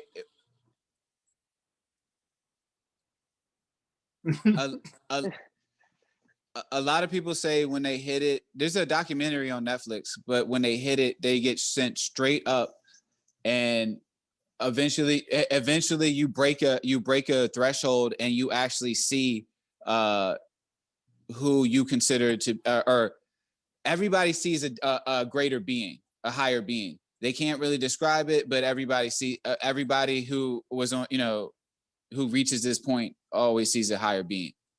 So what happens is when you take it, it releases these chemicals in your brain that also happen when you sleep, and when you die. So when they say sleep is when they say sleep is the cousin of death, they're not like that. That's a literal thing. There's and basically. Yeah, that from that, but that's just DMT. That's DMT, but there's an ayahuasca, which is a ritual / like a liquid form of this, like, but at a higher dose. But they say like it's a complete, like when you do ayahuasca, it's like a complete spiritual and human transformation. Like it's because it's like a 2 or 3 day journey. Like you basically throw up. Bro, you basically throw up everything in your body, and then you sweat, and then you like basically detoxify not just like your physical, but like your whole spiritual. Like it's deep. You got to go watch it. It's the only drug that I want to do that I haven't done. Yeah. So like it's a journey. So the realm of impossibility. Yeah. It's a snippet version of that. How long you say it lasts?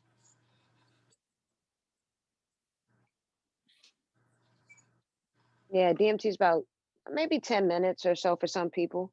But it's short. Yeah, it's a lot shorter than ayahuasca for sure. I work with a lot of people that do like journeys and like those ceremonies and stuff.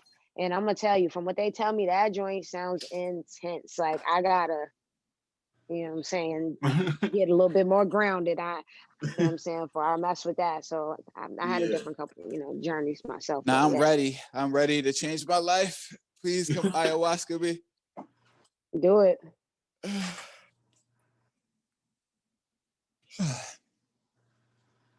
Yeah. Preferred, I do prefer it, but I don't prefer taking it. Meaning like it is a better drug, but it is like, when you get on acid, you're gone. Mm-hmm. Not me. Yeah. I tripped for 18 hours. Oh shit. Yeah.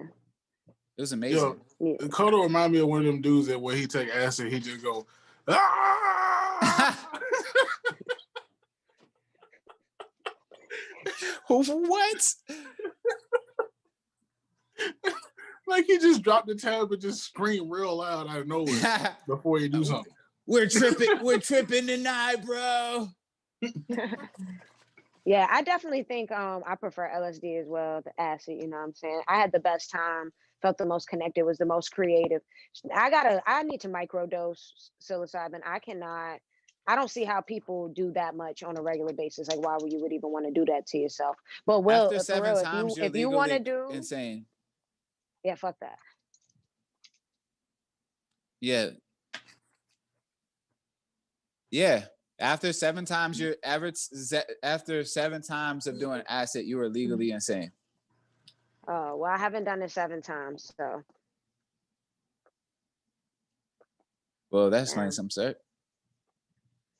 True. Now I've only done it once, and it was the best experience of my life. But I like shrooms because I can control my trip more. See, then I feel like you may not be having a full psychedelic dose because you're still very much intact with your ego to have all that control. Because when you really like tripping off of that psilocybin, like you gonna get what you gonna get. You know what I'm saying? Like I've tripped for literally 3 days in a row. I've done an exceptional amount of mushrooms. One time, this is how I know it was 3 days in a row, because I was living in college, but I was outside of in the city, and I was selling this girl weed, and allegedly, and allegedly, and she came back 3 days later, and she goes, "Oh man, you must really like that jersey." And I look down, and I'm still wearing this Ron Artest jersey that I was wearing from 3 days ago, and the khaki cutoff shorts. So I was just like, on, man. And then I kind of it kind of snapped me back to reality, and I smelled myself, and I smelled fucking horrible, yo. I don't think I had showered in 3 days, yo.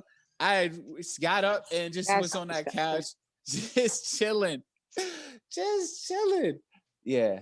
Hey, then you might have you just got a strong ass ego then to fucking still be out here maneuver. I don't know how the hell you did that then, man. Bruh, some people sometimes like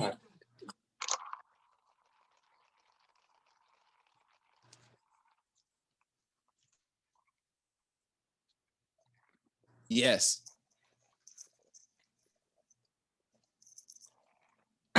I agree. Every time that I had a bad trip, it was because I was uncertain if I was going to have a good trip. Dead ass.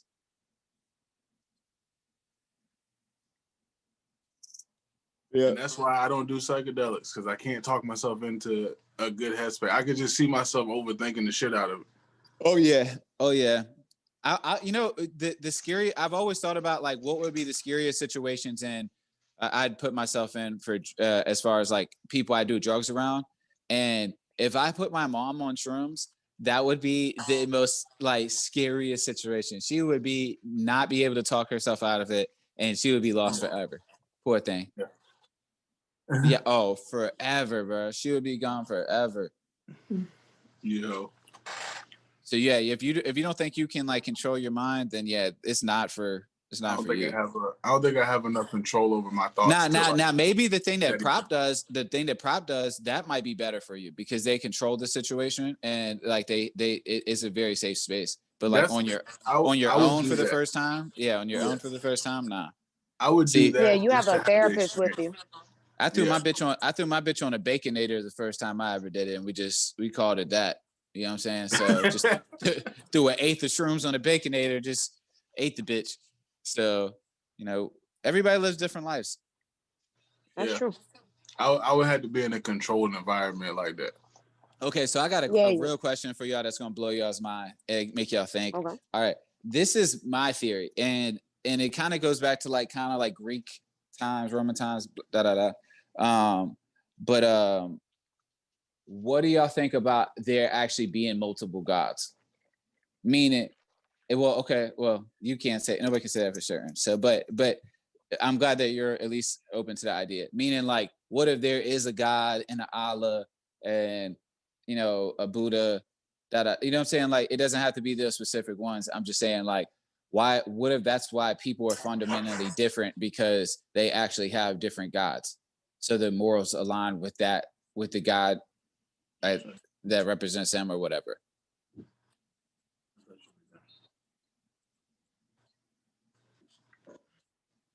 No, well, basically all religion is that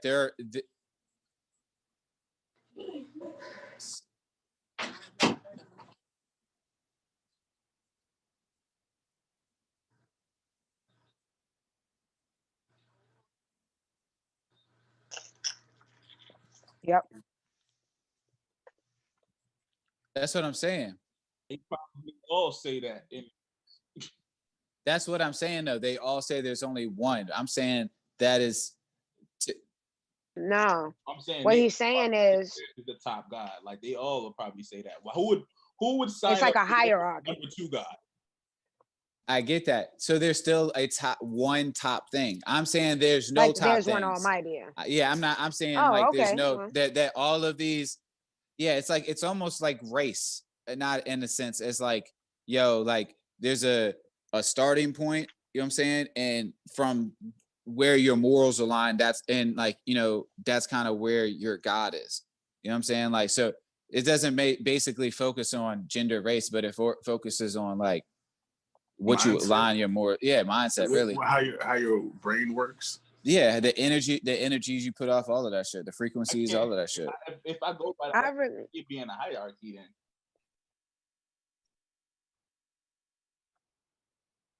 then. Big booty. It just looks different. I feel like at the end of the day, no matter what you call God or how you identify with God, everybody's talking to the same presence, energy, creator. And it's just what path do you align with to get there? That's just what it is at the end of the day.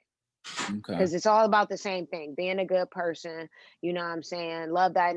This is all common through everything. Of course, when you go through certain different paths, they have different rituals and ways that they do certain things, but the overall message is just to be a good fucking human and operate out of love.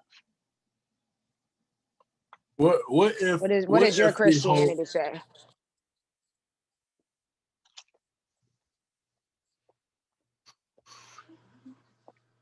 Yeah, see, that's some wild shit. How do you come home?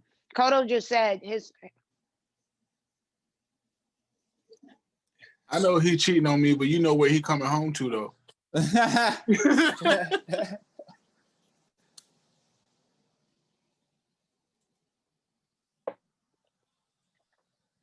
Hey, boo.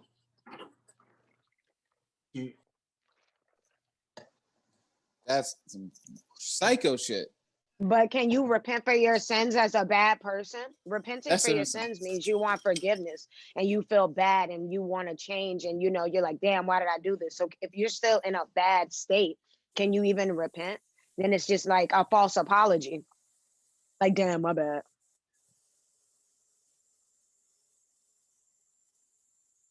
See, that's the thing with that right there is what that's what bothers me about all religion. Yo, my God did not put me down here and make me like this for him to judge me.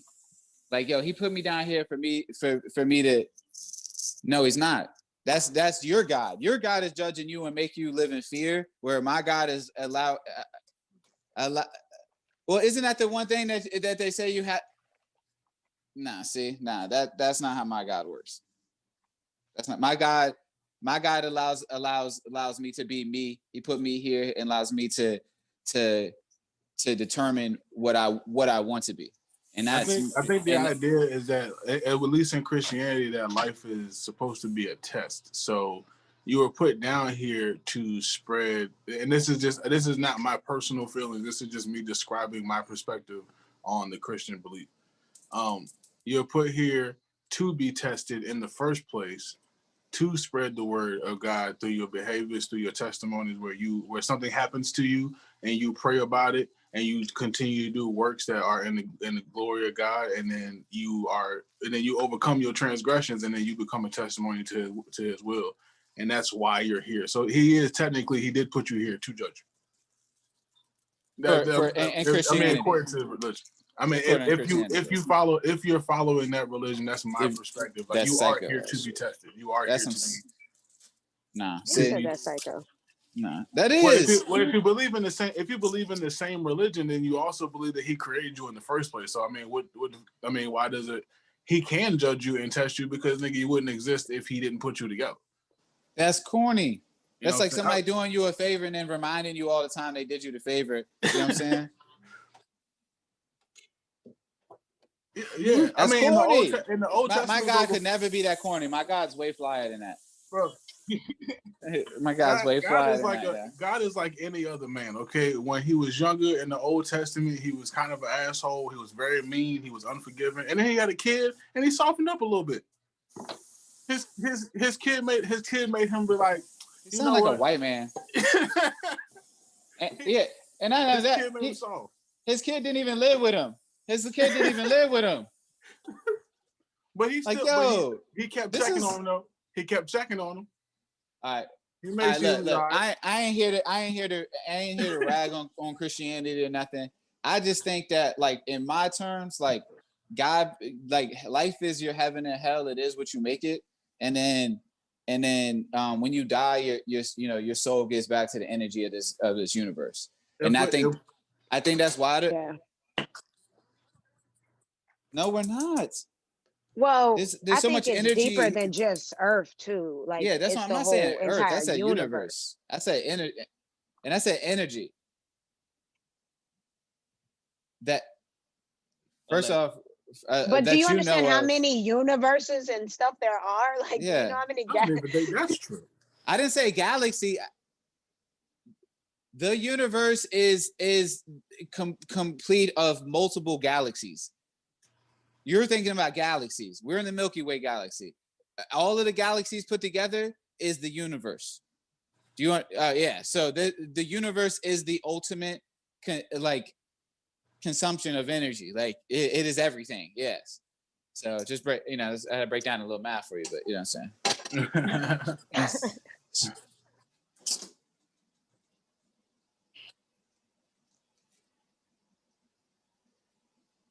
But you know what's beautiful? Yo, imagine coming back a rock and never being able to die again. Just sitting here getting stepped on for the rest of your life, yo. I have a couple things to say about that, actually, as someone who studies Buddhism.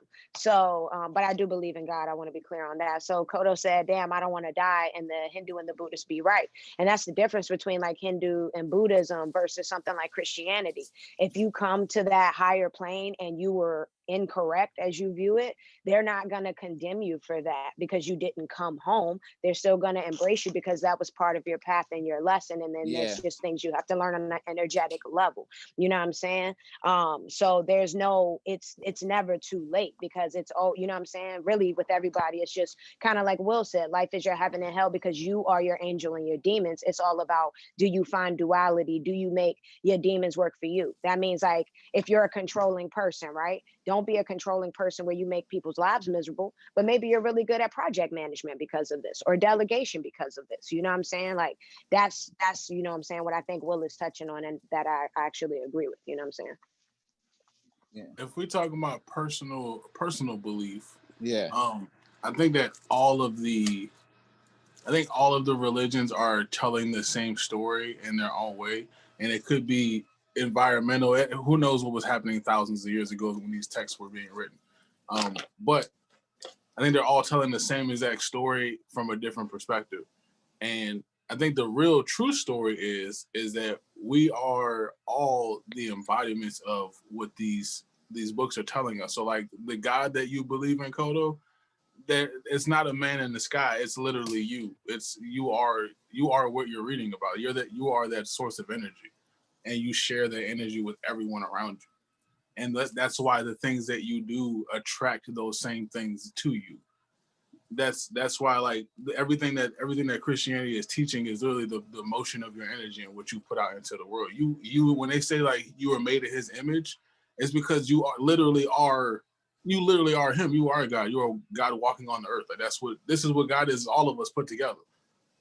And that's a great aspect especially with the come home reference, because there is no, with these ideologies like Hinduism and Buddhism and stuff, there's no place to come home, this higher being to come home to, because you're coming into yourself and your higher power and finding that, you know, you are this being that can be this higher vibration or put this love into the universe. So I think that's also a difference too. I see God as this gigantic ball of energy, this big old marble block of energy. And we are all the bits and pieces that get chiseled off of that much larger block. And that is what God is to me. Okay. I mean, I also believe that, like, God is something that you can't even put into words. Like, if you were to ever be in the presence of God, you would be so overwhelmed you couldn't even be a human anymore. So like, you know, that people got to like, I think humans just got to stop thinking that we can even encapsulate what this universe even holds. Because if it created us and we've created all of this shit, there's gotta be more. We created a word that we can't even really define, infinity. Like we can't even perceive infinity. We just made a word up for it. Like, could you imagine? It doesn't exist. It's unperceivable. That's what I'm saying. That's the same light that God. That's how real I keep it. It's unperceivable how real I keep it. That's with a lot of things though. Like when we refer to the future doesn't actually exist. Only thing that exists is the present. We're talking about a hypothesized, thing in time. Anything can happen from that moment. The past doesn't exist because it's already done. Yeah. And the past is gone. The past is over. You only have this moment. But if you see time as linear, then that means that there is no such thing as time and everything's happening at the same time. Parallel, yeah.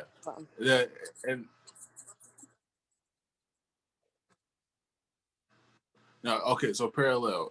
Then everything is happening simultaneously. There is no such thing. Yes, it's all happening right now, in this very moment. Bro, I just killed this grilled cheese. Yo, I'm nice with it. Hey, I just had a sandwich too.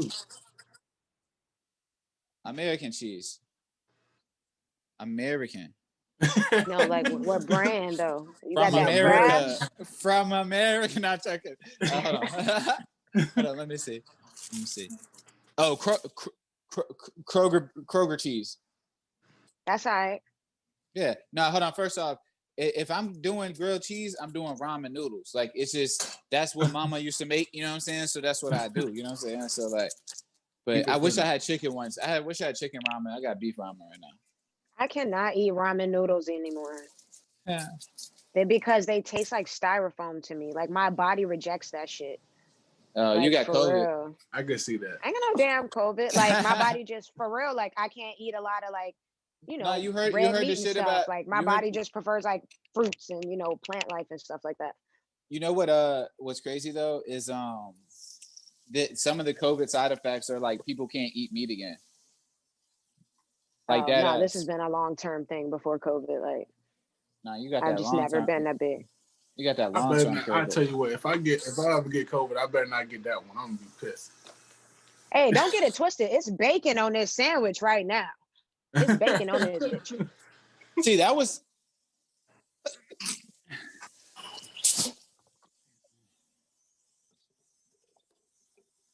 Yeah, I think I'm about to go back to being a vegetarian because honestly, bro, I don't even like this food as much as I like being when I was a vegetarian. I think I should have just. Bro, I used to love eating. I don't really. I'd be like getting through food. I'd be like, all right, I'm full. Like I used to love eating. Like I would eat and there's so much different shit. Now I eat meat again. I'm only eating Chick-fil-A. Nah, see, I won't eat anything from McDonald's off of principle. I try to not eat McDonald's, but sometimes I need that fresh hot 10-piece. I really do with the 10-piece with the hot mustard and the honey mustard because I need that. Yo, prop. Do you remember the McDonald's in fucking Nova? When we went to that show. Had all the sauce and you could get all the sauce you wanted? Bruh, they had a display of sauce, bruh. It was drawers of sauce, bruh. Bro, we was in that sauce we never seen. Like, we didn't know what the fuck to do because you could grab as much as you wanted. It was just shelves of sauce, bruh. Like everywhere. We looked like battered children. We were like, we can have this? They were like, yeah, go ahead. We're like, oh my God, I'm going to get one of each. Richmond has deprived us so much that we can't even, we're hype about sauce. They had the sweet and sour pump. Oh yeah. Yeah, man. They had that shit was sour nuts. pump. Oh shit, yeah, 2K. Kind of, I feel the same way when I go to Panera that has the green tea outside. I'm on PlayStation. See? On the other side of the counter. I don't think just as much as I want. You better than I will. On 2K? I'm sorry, sir. You're talking to the wrong person. Yo, set it up on 2K? Yo, set it up on YouTube Live. On 2K. I'm sorry, sir. Kodo, that man is from New York. Okay. 2K is their first words.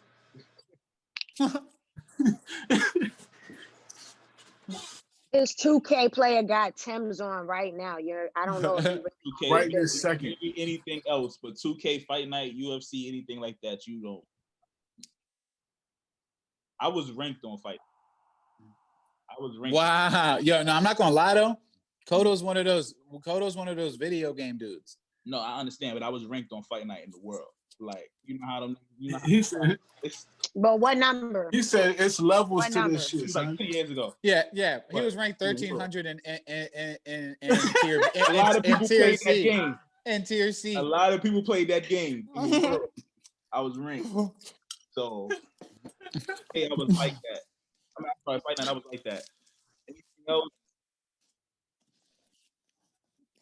I'm not stepping with Mortal Kombat. I know that shit is about gameplays and mechanics. I know somebody who'll give you the work on Mortal Kombat and he'll do it for money. I don't want no smoking Mortal Kombat. My boy Chris will give you the work on Mortal Kombat. Oh, dude that be going live? Yes. Yeah, he is nice. Yo, he'll fuck you up, yo. Bro, that's what all he fucking does is play Mortal Kombat. Yes, I think he'll destroy you. He's a competition dude too, though. Yeah. All right. Let's set it up. Nobody want to play Madden? Nobody? I'll play you in Madden. Yeah, I can't. Come on, OG. I'll beat him in Madden again. It was easy work the first time. I'll do it this again. Nigga OG has never in his life beat me in Madden. Don't even let him start telling me. Yeah. Look at my face. It looked like I lost in Madden. Yes. Yeah, it bro, does actually. You lost bad. By a lot.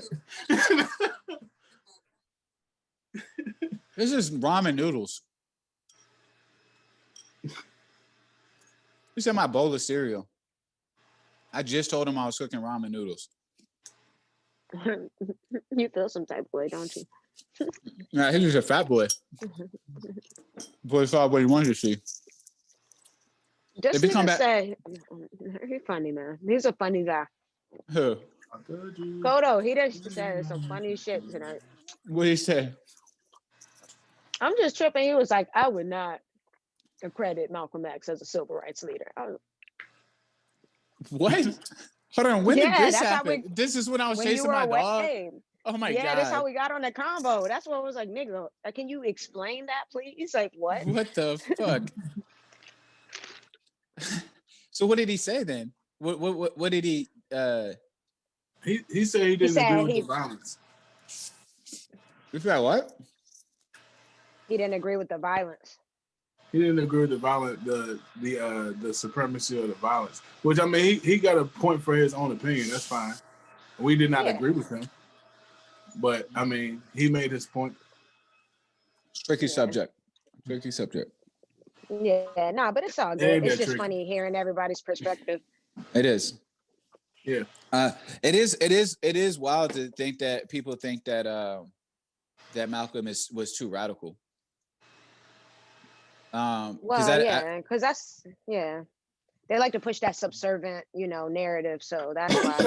Yeah. He didn't fit the bill. You want to hear some shit that's really gonna fuck up the whole world and make it real upset? But Martin Luther King might have been a fucking plant. Oh yeah. Oh, thank you for saying that. He absolutely was. Yeah, they keep the information looks like it keeps y'all was gonna say all the evidence is pointing to that motherfucker was put here and he didn't show up here on his own. And I think when he got out of line, he pissed somebody off. It was time for him to go. Say it again, Flea. He said that shit and his picture disappeared. I thought the government got his ass. Oh shit. I'm about to say these niggas, I gotta go. They on the zone. That's just they took my ass out of here. Like, oh shit. Yo, that's crazy though. That would be my last words though. If I knew somebody was coming to get me, I'd just be like, it was all a sham. MLK was a plant. Yo, imagine that being your last words that anybody ever saw, bruh. But But I do want to know, I think the biggest secret, and I still say this to this day, the biggest secret that never got told was whatever the fuck JFK was about to say. Oh, whatever he was about to say, that was the truth. I don't care. He said, they said this nigga gotta go now. I'm about to sound like a super conspiracy theorist, right? But it was some shit that I seen. I don't know what year JFK got killed, but I know it was in the 60s, right? In the 60s, somebody posted came here from Venus, that was an alien, and he said to somebody who was here, the funniest thing about you guys is y'all measure something that doesn't exist. Time. That was in the fucking 60s, bro. I don't get into no conspiracy theory shit like that, but okay, sitting with that, what does that mean though? That could have been what he was getting ready to tell was people on Venus. So what is the like time? He was really gonna be.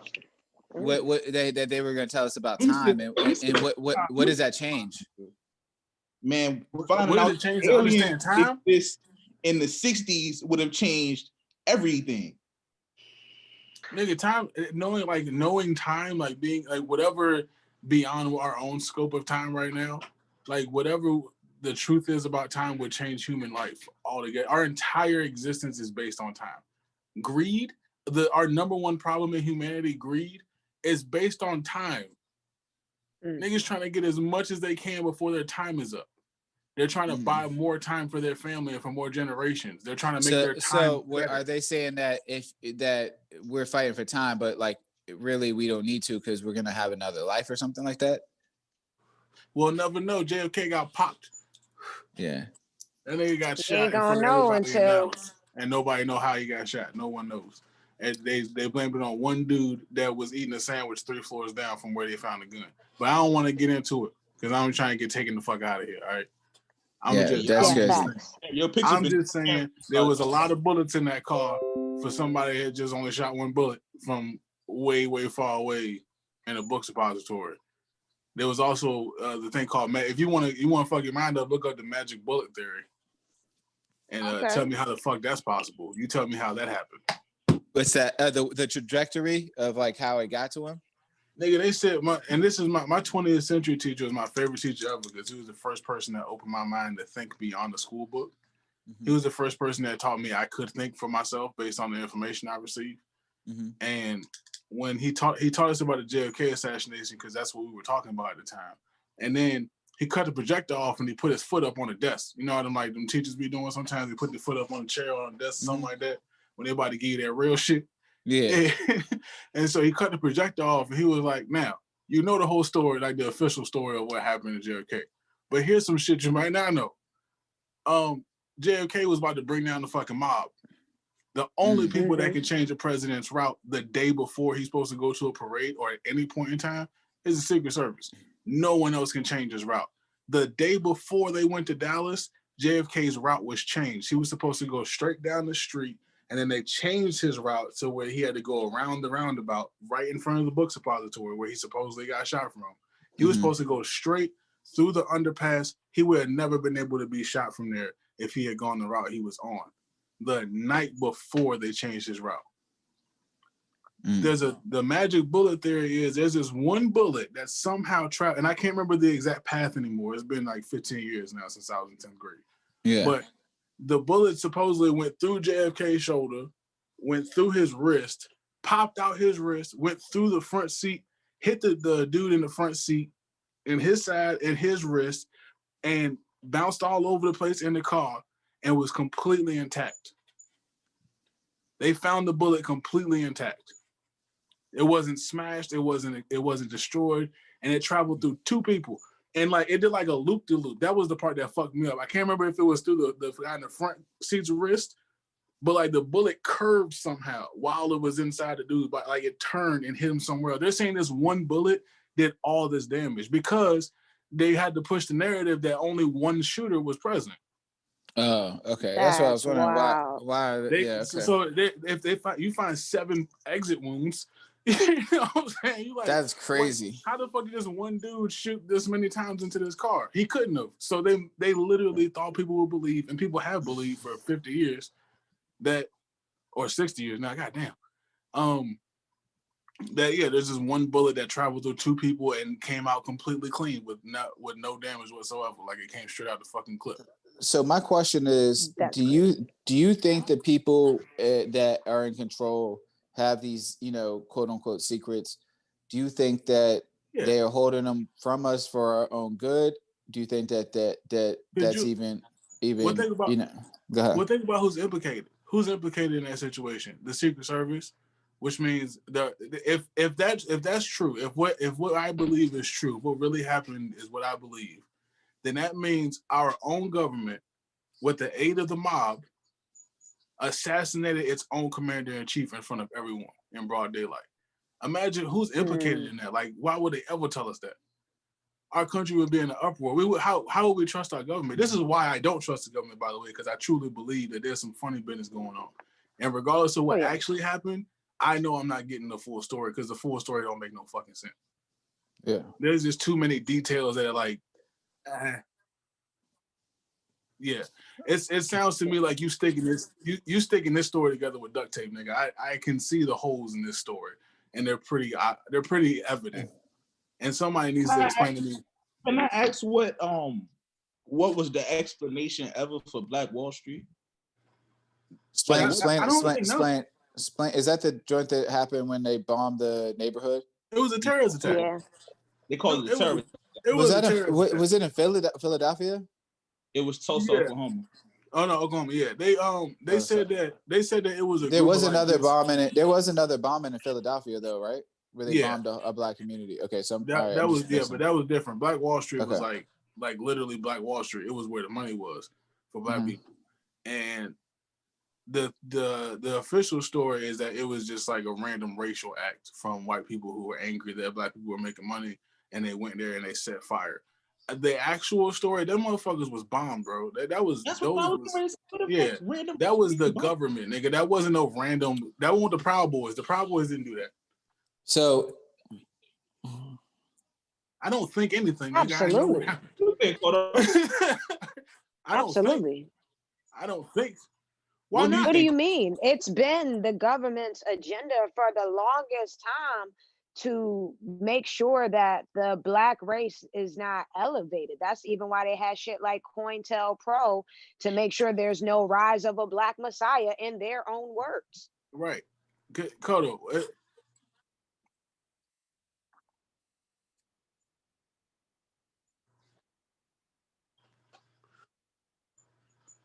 They hear black. They hear black.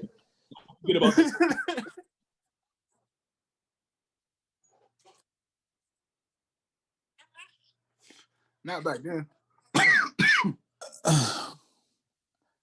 I think realistically from right now, I think they'd see it like that because the culture has shifted. It's starting to shift, but I don't think that at that time. Not back. Hell no.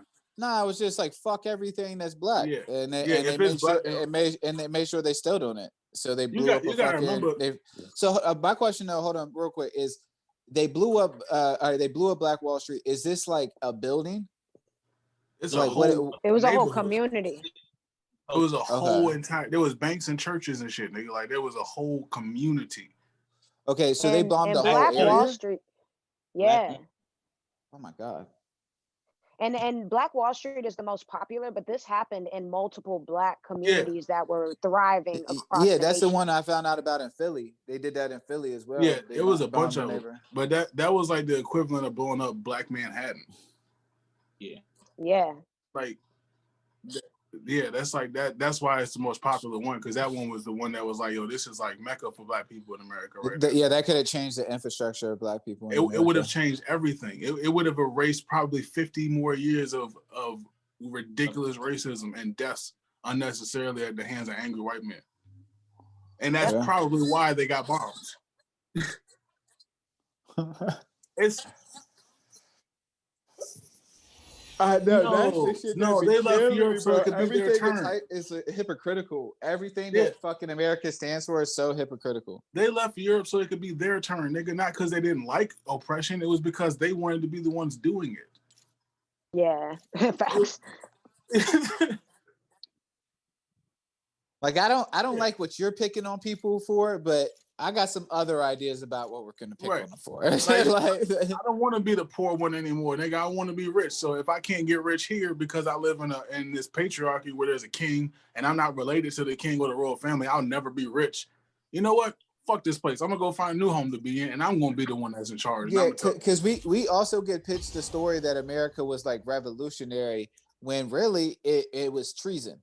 It was treason and it was violence, nigga. It was genocide. It was literally treason and genocide. But was it for a good cause? Was it for a good cause? I do believe. Yeah, probably at the time.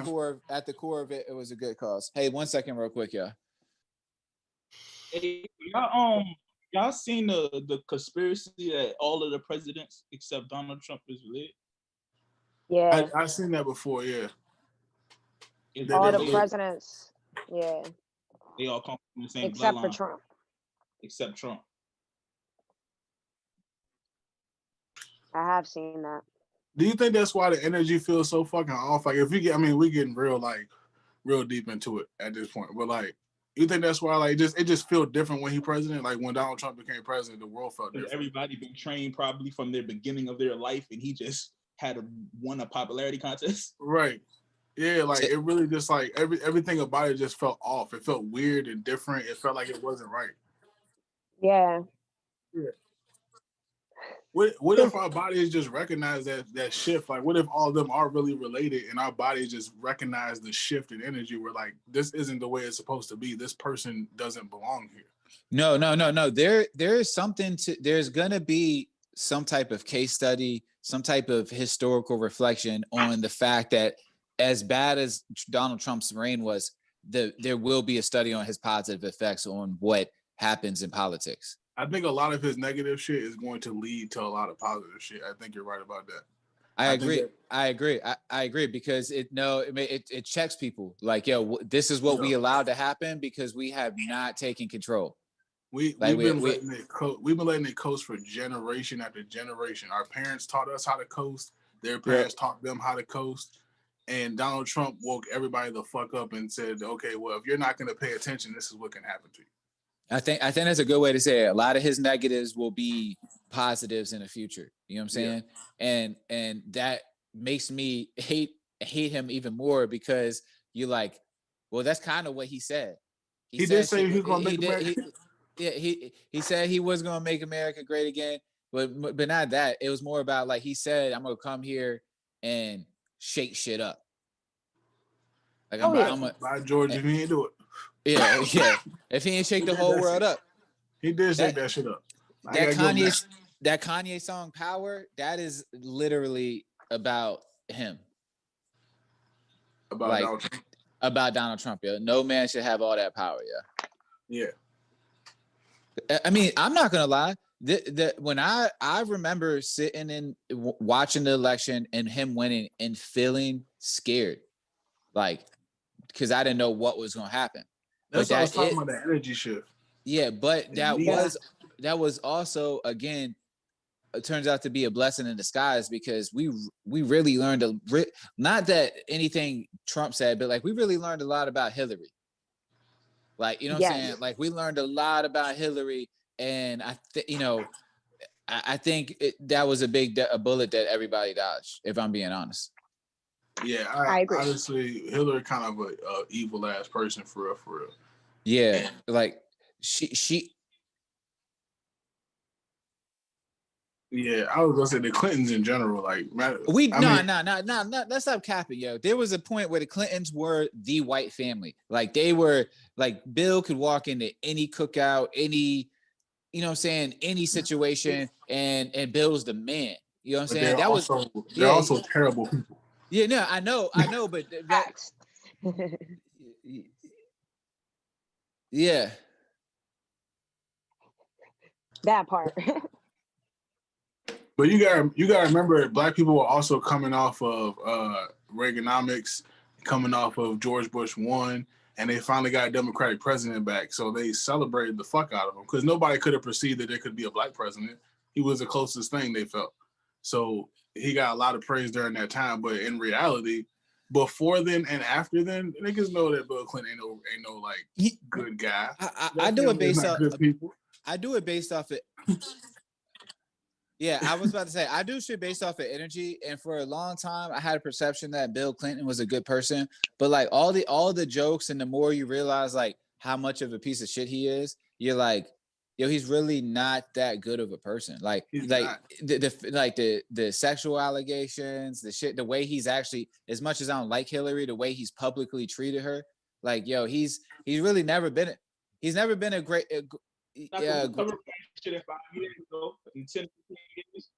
But it's funny because I hated George Bush for a lot longer, right? Like I hated him so much, George Bush Jr. Jr. But I honestly think George Bush Jr. is a good person, and he got himself into some shit, and he didn't realize what the fuck he got himself into. Because soon as he got out, that motherfucker got out. He ain't come back. Yeah, like all these other dudes kept putting their fucking hands back in the pie and like, you know what I'm saying, fucking around. George Bush said, yo, I'm out, and got the fuck out. You know what I'm saying? Like, and when you see him, there seems to be some type of energy of like, oh yeah, they might have did you dirty. You know what I'm saying? They might have really had you out, and now you out here like can't even show your face. Like, you know what I'm saying? Like, watch that George Bush movie, dog. Watch that movie W, dog. Watch the movie W and watch the Dick Cheney movie. I'm telling you, bro, that nigga Dick Cheney is evil motherfucker. Bro, he was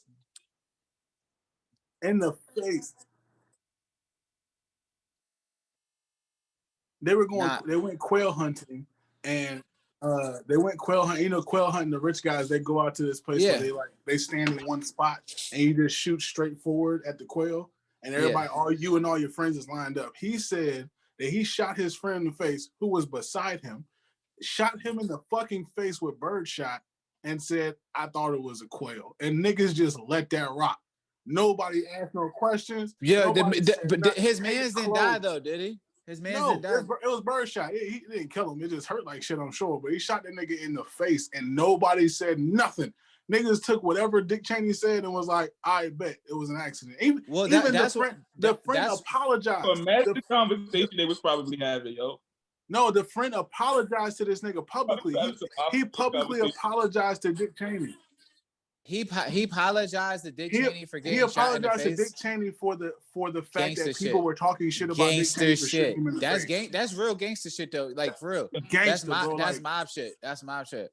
Now he probably fumbled the bag. He probably fumbled the bag and shot him ass in the face and went and embarrassed him a little bit. Thing at the wrong time. He was in the wrong place. No, this is the evil shit about Dick Cheney is why I really believe he started the war, because he was actually he owned the companies that contracted for the military. So that's why I told you. That's what we were talking about the other week. Yeah, bro. He was charging $100 per water bottle to go over there. A 10-cent water bottle. He was charging the government $100 to ship that over there. I'm not gonna say the name of the company. I'm not gonna say the name of the company, but he literally owns one of the largest like contracting companies in the fucking world. He became a billionaire from building, like they literally build bases overseas, like when the contractors go over there and shit, like the IT guys, not the soldiers, just the people that work for the contracting companies. They put them fucking tents up and like them bunkers and shit, and like get all the food in there and shit. His company, Dick Cheney company, does that shit. Yeah. So that's why I definitely think he started that war. And that's why I could see it in George Bush's face and like his spirit. Like there seems to be some type of guilt there, and you can only have guilt if you're a good person. You know what I'm saying? Like dead ass. That's how I feel. George like Bush is not a bad person. He'll do cocaine and paint. That motherfucker never wanted to be president. He was forced to be president by his father. And I think that his father and Dick Cheney was in bed together way before any of that shit, and they picked George on purpose and not Jeb, because Jeb was not as easily manipulated. And plus, nobody fucking likes Jeb. Yeah. Nobody fucking Because you can tell, like, not even trying to play George Bush Jr., but cognitively, he seemed a little delayed in a way. Yeah, he a little slow. So I definitely agree. I definitely see the difference And yeah, once he was out, which leads me to a question for y'all then. No, I think it's super weird how involved Obama has been in politics post his time in office. It just seems like he's just very overly involved. Like, you're not the president, but you're still doing and saying a lot. There's two things. To do it. Say He again? probably like him to give us the message because he don't know what the hell he out there doing. I think there's two things. I think that he's the only black president, so he's gonna be carrying that burden for a long time. Like, he's gonna be the one that people go to. And I think just as Americans, we do this stupid ass shit where we like idolize people in their best moments, and everybody still says, "This is my president. This is my president," and it's like that takes away that. So now other people who were in politics are gonna bring him along because it's a good look, and not only is it a good look, it's like literally what the people were saying. Like, they're like, "Yo, we liked when he made decisions." The Democrats picked Obama so that they could use their black card more effectively, because hot sauce in my bag is not working. Never worked. So they had to pull out Obama. Joe Biden said, know that. Vote for me, you're not black. Yeah, you're just not black if you don't vote. It wasn't taken out of context. That was the message. That's literally what he said. He was dead ass about that. He was dead ass about that. He was like, "Yo," like, he tried to drop the joke. He tried to be funny, but he was dead ass about that. That nigga was not being funny. He meant that shit. He was like, "Yo, straight up, my nigga, if you don't fucking vote for me, you can't be black. There's no way. There's no way you're fucking black." I dead ass think. Personally, I'll revoke that shit. Nigga. Yo, imagine Joe Biden pulling up to you and taking your black card from you. Just let me get that. Imagine you want to block and Joe Biden like, nah, get fuck off the block, nigga. We won't fuck with you like that, bro. Nah. Scoot. Yo, that's Saturday Night Live right there. That's not... Bruh. Scoot. Keep it moving. Hey, yo. Get the fuck out of here. But yo, no cap though. This is the thing that the reason I push so hard for him, because I think Trump did his job. He shook it up. But this is a chance now for us to put the pressure on somebody that we can actually put the pressure on. We cannot put the pressure on Trump. He don't fuck with us. He made that clear. He ain't listened to nothing we said for 4 fucking years. Like, but Biden, somebody we could press on. Like, all right, like this. Like, if you about to do some dirt, you want to do some shit with somebody you can manipulate, you know what I'm saying? So that you can like get them to get what you need done. Yo, Biden's the person we need to manipulate. Like, he not strong enough. He don't got enough body, enough reinforcement. Like, yo, fam, you out here naked. So I suggest you do these things accordingly. You know what I'm saying? Like, and I think fam, you out here naked is hilarious. yo, you right? For real though, he is though. Like, yo, he does not have a core, like, he doesn't have a heart to what he's doing. What he did for us was like, yo, he got Trump out of office. That's the only reason, dead ass, you got in this office. You didn't. Nobody was out here like, yo, Joe Biden's like the best candidate. Even people were like, why are you voting for him? Like, because he's not Trump. And I had to concede to that too, because I hated that narrative at first. But we really had to make a change. And this is the dude right here we could put a pressure on. You know what I'm saying? You like get real close to him, put your shoulder up on him, right beside him, like put like, hey yo, we need this bill passed. You know what I'm saying? We're gonna need some changes for out here. And I think he can do it. See, Kamala's ass is the one I'm worried about. Yeah. Yeah, she worries me to my core. Yes, and that's the scary shit. Because I don't know when they like him. Huh? She don't even like him. No, she don't fuck with him. She called him just playing her part. At a motherfucking in a debate. She don't even like him. that's the conversation that's gonna be had between them. That's the thing about politics, man. Like, that shit it's so fucking fake. And like, how is this supposed to feel real to anybody? That's what we really need to change. This shit needs to become real at some point. Like, at some point it has to be real. Because here's how it's supposed to work. you and I and everybody here, we go to work, we make our money or whatever, we pay our taxes and shit, and those taxes are supposed to go to things that benefit us and benefit the world. And in order to make sure that our money is being spent objectively and is not being put in places it shouldn't go, and that you and I don't get into arguments about where our tax money is going to go and who we're going to help, we vote for people who run on platforms whose platforms align with the things that we believe our money should go to. Yes.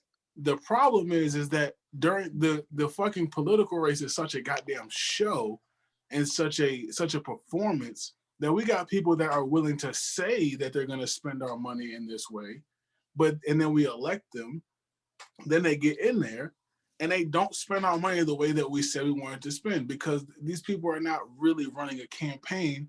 They're interviewing for a job, so they don't have to do anything. Like, politics, you're not supposed to be a rich politician. It's like being a rich preacher. Like, this is supposed to be something you do because you genuinely care about your community. You genuinely care about other people, and you want to make sure things are running smoothly and fairly and objectively. And you want to make sure that the message is getting across and that people are taken care of. You are not supposed to be in this to make millions and billions of dollars. That is not, if anything, I believe being a politician should be a fucking volunteer job. That you should get a regular job or own a business where you make money and feed your family with, like everybody else around you. You got to provide for yourself. And when you do politics because you genuinely care about people and you want to help your community on top of contributing to your community in another way, either with your labor or your tax dollars from your business. Yeah, I agree. Because then you're directly affected by this shit. And that's the part we got to change. Is we don't have no representation for the middle class, and we ain't got no representation for the poor.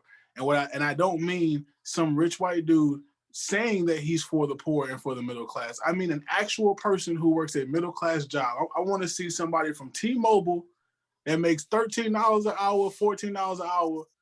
I want to see those people represented in those rooms.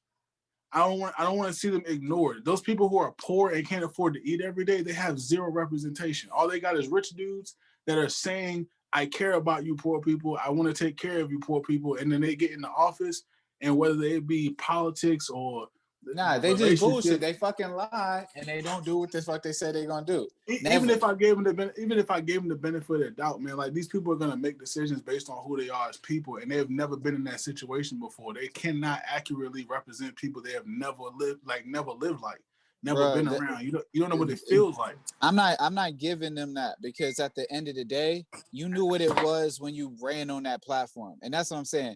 That's like my man's like. He agrees to put in $5,000 to my business, right? And I take $2,000 of that bread and I go fucking buy me a dog or whatever the fuck I want. You know what I'm saying? And then when he comes back, I'll be like, well, I did it because X, Y, Z. Like, no, fam, I didn't give you this bread for that. Go return the dog and return all the money now. And I think honestly, if we start holding everybody accountable, it's just like every day I hold you accountable. You know what I'm saying? Like, we got to hold the people that run our taxes and shit. And I think honestly, the tax shit need to be on a public website now. This amount of money, this XYZ dollar went to this today. This went there today. This is the total sum. It's very simple. They're making it way harder than it is. That information is available. The problem is that you're never going to be handed the information. There's no way they're going to teach you how to find it. It has to be something that you figure out on your own, or somebody that knows tells you how to get to. It's just like any other financial education. Like, everybody should know about real estate. Everyone. Almost no one knows how real estate works. Like, not even buying a house for themselves to live in. Most people don't know how that shit works at all. Yeah, everybody thinks you just got cash and you buy the house. Or you got to have like stupid good credit. Nobody knows most people don't know about mortgages, amortization, none of that shit. Like, it's not something that you're educated on freely. And people in the school system likes to say, well, your parents got to teach you some stuff, blah, blah, blah, blah. But like, okay, so who's going to teach them? And how about the generation before them? The same school, y'all ain't teach them either. Right. They went to they get the same education I'm getting. So if they're supposed to be teaching me something they don't know, and I'm supposed to be teaching my kids something I don't know, Where the fuck does it stop? When do we get taught the information in the first place so that we can teach other people? And that's the way education is blocked to the common man. But I'm sure the information is out there. It exists. But the problem is it's kind of like how Black people we can't count on white people to come back into our neighborhoods and fix our neighborhoods. We can hold the people who are there accountable in the positions that they are. But at the end of the day, our community, we also have to take responsibility for our own community also. And we can't wait for somebody to come in with the cure-all and wipe away our sins. Like it's got to start with us somewhere too. And in that same way, in that same ideal, it has to be the same way for the classes.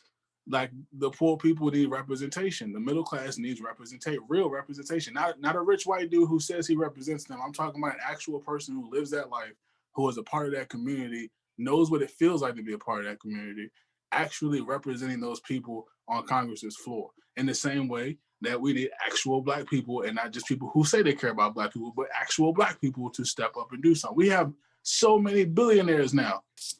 We got real power in the market.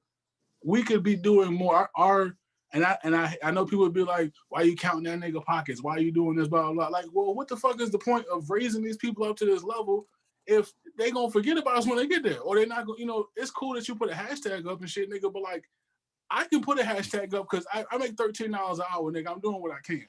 You're a whole ass fucking billionaire. You know what I'm saying? Like you're a billionaire, nigga. You know what that means? You know what kind of power and influence you have over the marketplace? You could really change shit if you wanted to. The hashtag is cool, but put your money where your mouth is.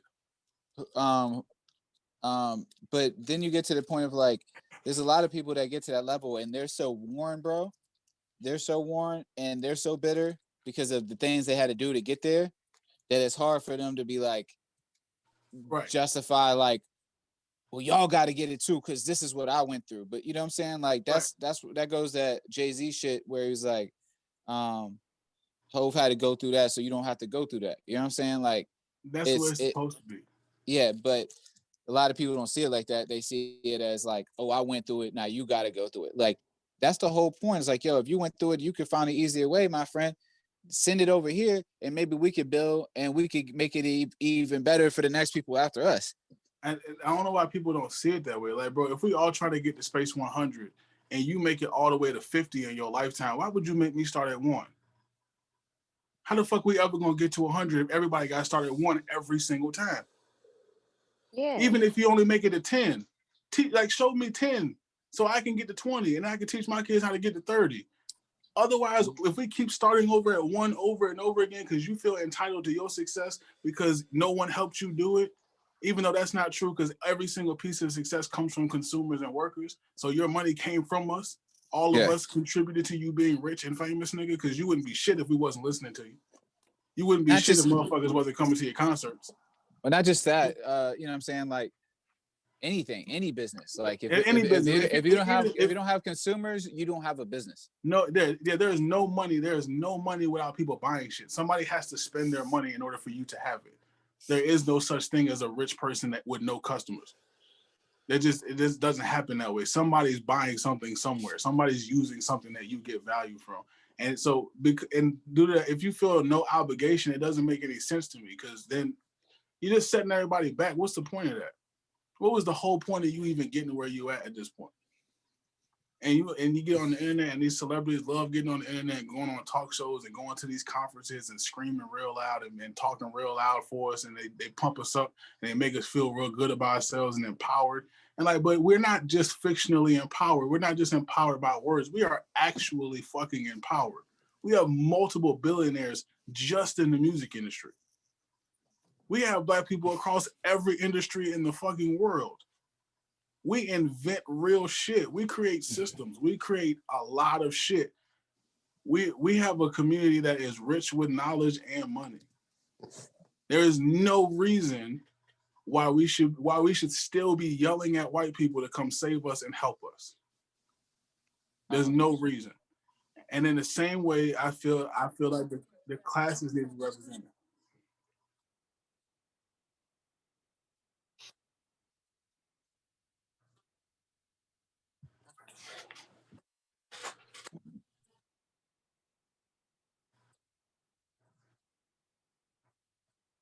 Why not?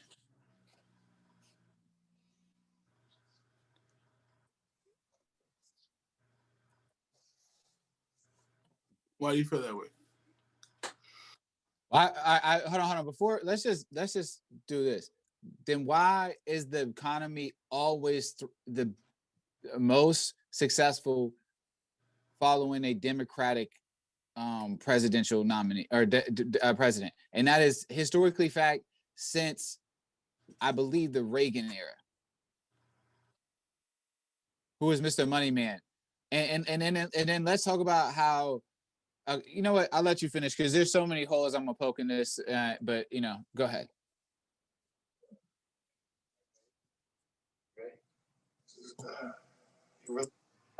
So you know, in a position off a little.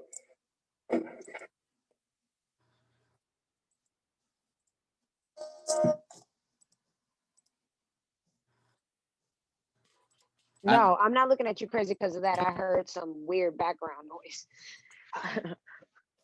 All right, keep going.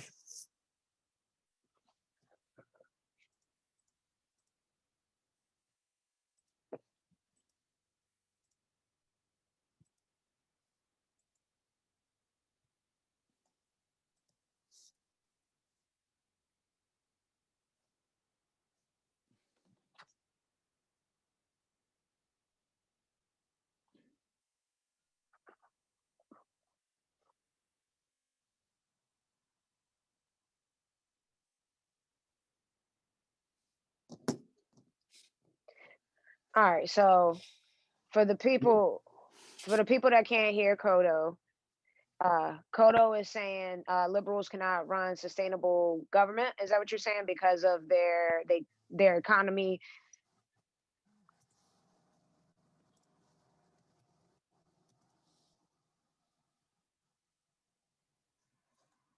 Yeah, he's saying basically their policies are not efficient for the economy. They're putting in more than they're getting out. And I would probably say that's because they're they've slowly been slowly progressing to this like socialist kind of platform that they're trying to develop. That was me in the background. Kodo, yeah, no, we can't hear Kodo. Yeah. But go ahead, my bad. All good. I forgot what I was about to say, but essentially, yeah, that's why I think that they advocate for things like that. Not saying that I'm against things like universal health care, because I mean, obviously it can be fucking done. But that's the thing, though. No, that's not true. What's not sustainable is the fact that they can't run it the way that they're supposed to. Universal healthcare actually creates tons of jobs. It actually creates a sustainable economy because you're not. Because what do you mean? There's other countries that do it and it works. No, he's saying it doesn't work in America because it doesn't work in America because every time a Democratic nominee says, yo, let's get universal health care in here, they'll met by every stipulation possible and every fucking roadway because Republicans do not give back. No, it's because they own the insurance companies. That's what I'm saying. They do not give back. They're not gonna take any type of loss to benefit anybody else. So it seems like Democrats only take because they keep running into roadblocks to actually build a sustainable economy off of universal healthcare, which is done in mad economies right now that are better than ours. That's what Kodo is saying.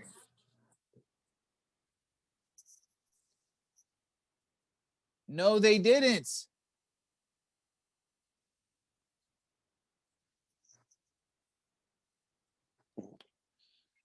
Bro, Medicaid has been around for 50 fucking years. It could have been free for everybody forever. I'm saying it is a form of universal health care, and I'm saying it's been around. America is all right. You got to go back to the capitalist society of it part. It does not make sense for them to do it because the people who are rich will take sustainable losses. But if they were smart and they were actually any type of good human beings, they put the money they have into the new resources, and they probably run that shit too because they already have a head start. What do you mean?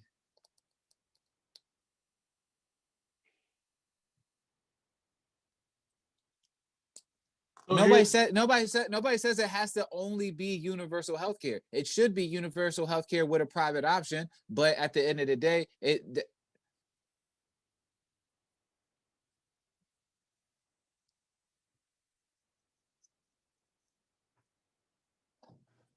they own the insurance companies, they own the drug companies.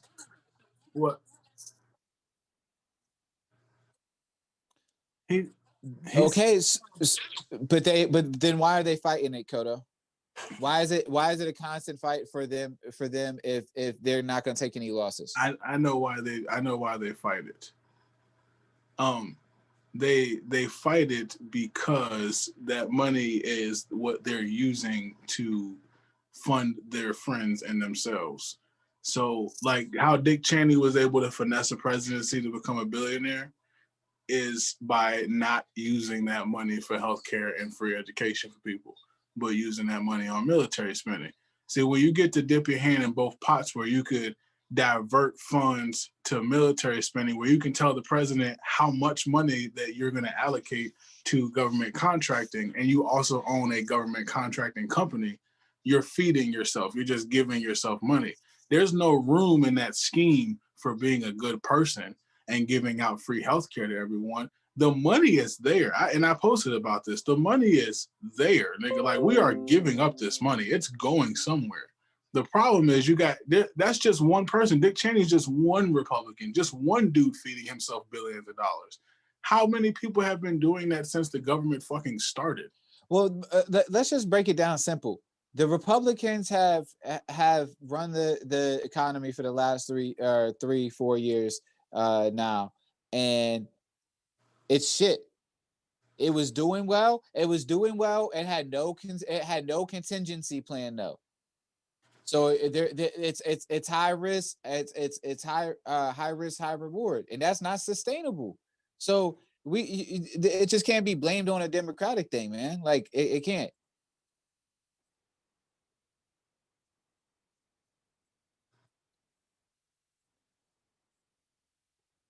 Andrew Yang's economic stance was super sustainable, and it was actually something that could have helped on a multifaceted platform. Like he used the math of it for the universal income to break down how he could decrease suicide rates.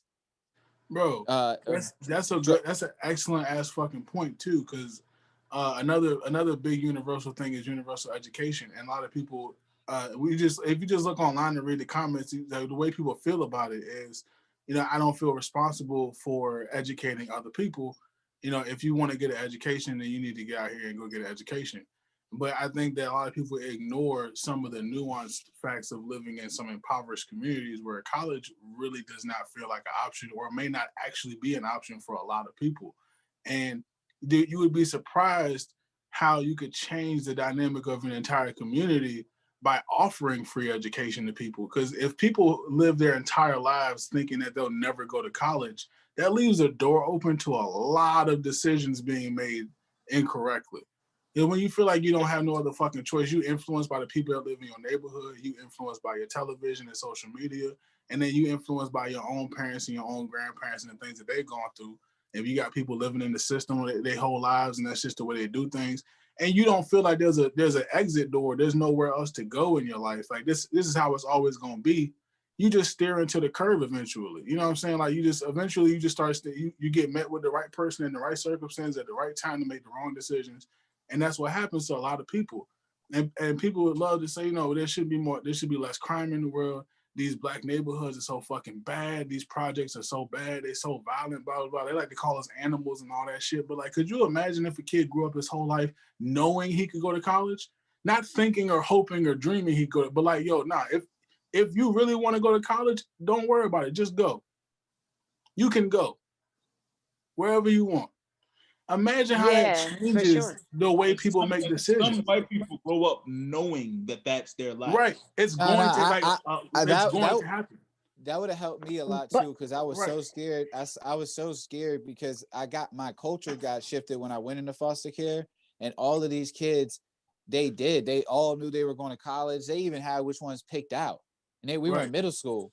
You know what I'm saying? And I was like, oh shit, like I gotta work really hard because I don't want to be the only one, be the little poor kid who didn't go to college. Right. You know what I'm saying? So like if I would have known like, hey yo, I'm going to college at an early age, that would have took a lot of anxiety and pressure and just like stress off of me. You know what I'm saying? And how does that help your decisions at that point? Like now when you get met with certain decisions and certain choices, you know, like I don't want to fuck up my chances to go. And that doesn't mean that everybody's going to go to school or take advantage of the program. But the fact that it exists could cut the numbers drastically. Yeah. And I would say that it even starts before you get to college and talk about college. Overall, America's public education system, it is not even. There's no reason why a child in Virginia versus a child in California gets a different level of education and material, and they're in a public school system funded by the federal government. There's no reason why a child that if they moved across country would have to go back a grade or take other classes and repeat because it doesn't count here. If that's American education, then that shit should be good no matter where you're at. No matter what. So the education platform is flawed on multiple levels. Infringes on state rights though. How? Because because like it's say go ahead.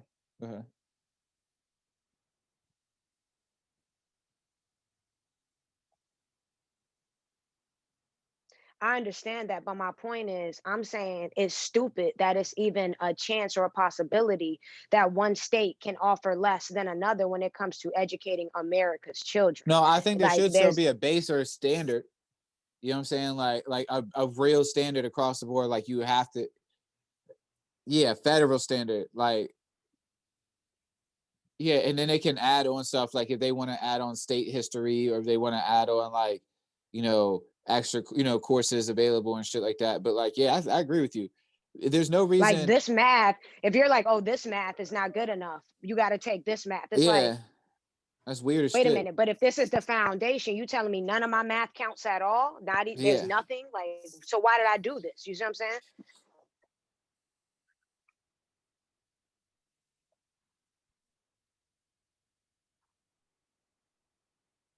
It's not even equal across one city. It's not even equal from one school to the next. Mm-hmm.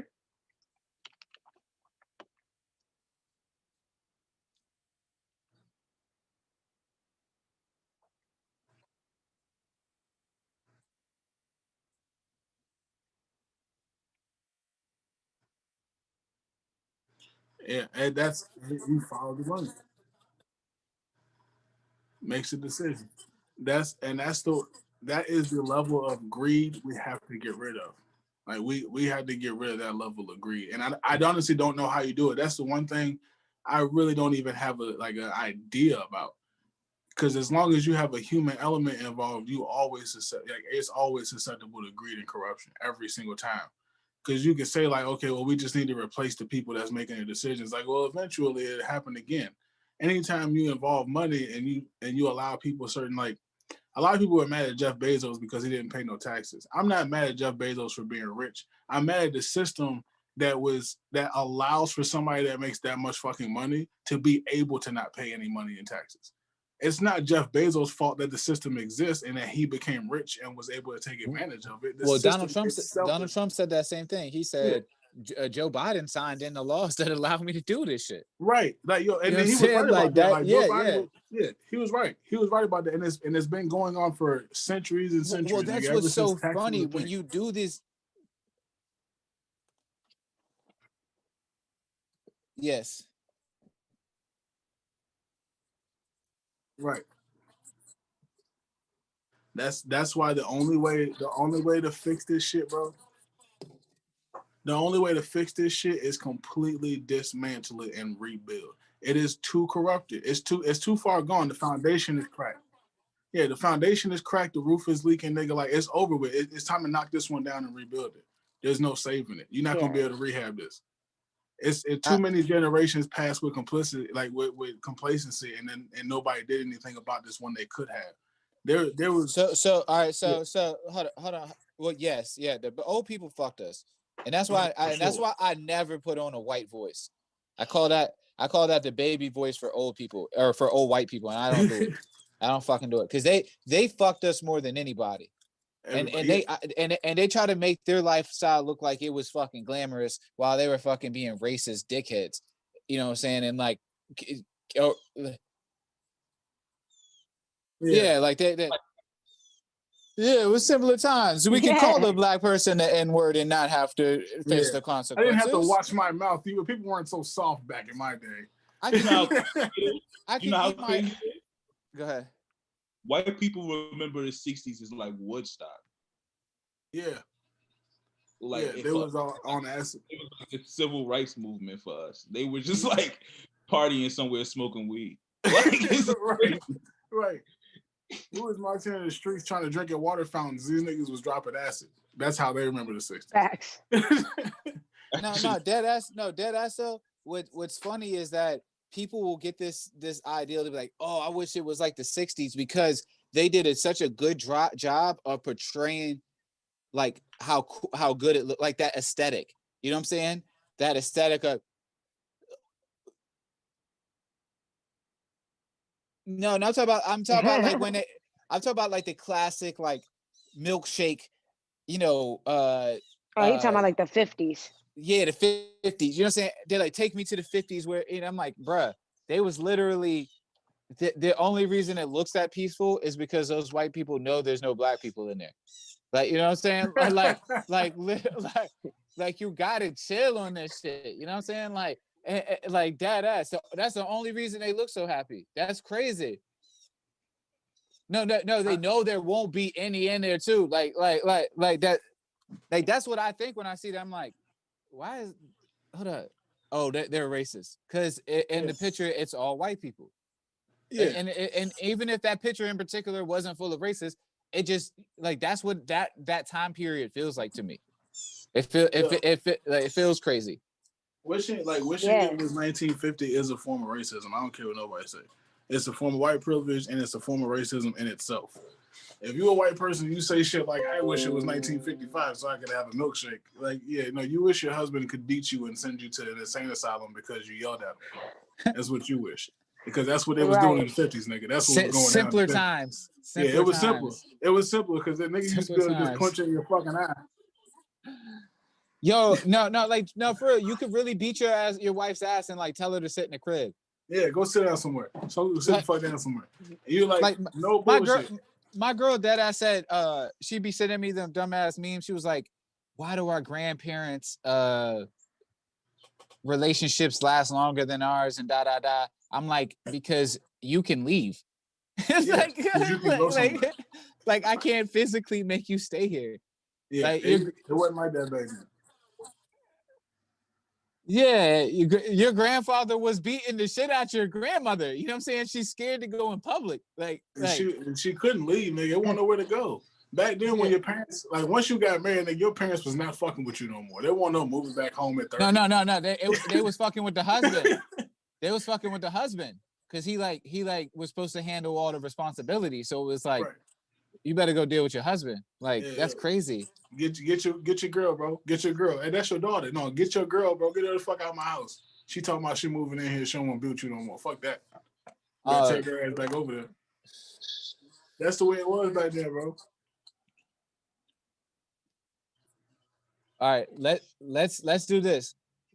Everybody pick a cartoon, an animated cartoon character to represent them, and if we had a TV show right now. I want to do some high shit. I want to get off the deep shit. Gerald from here on. All right, who are you, Chaz? I wish you wouldn't have came to me next. I don't know yet. Hold on. All right, Prop. I don't know either. I'm thinking. Hold on. Flea.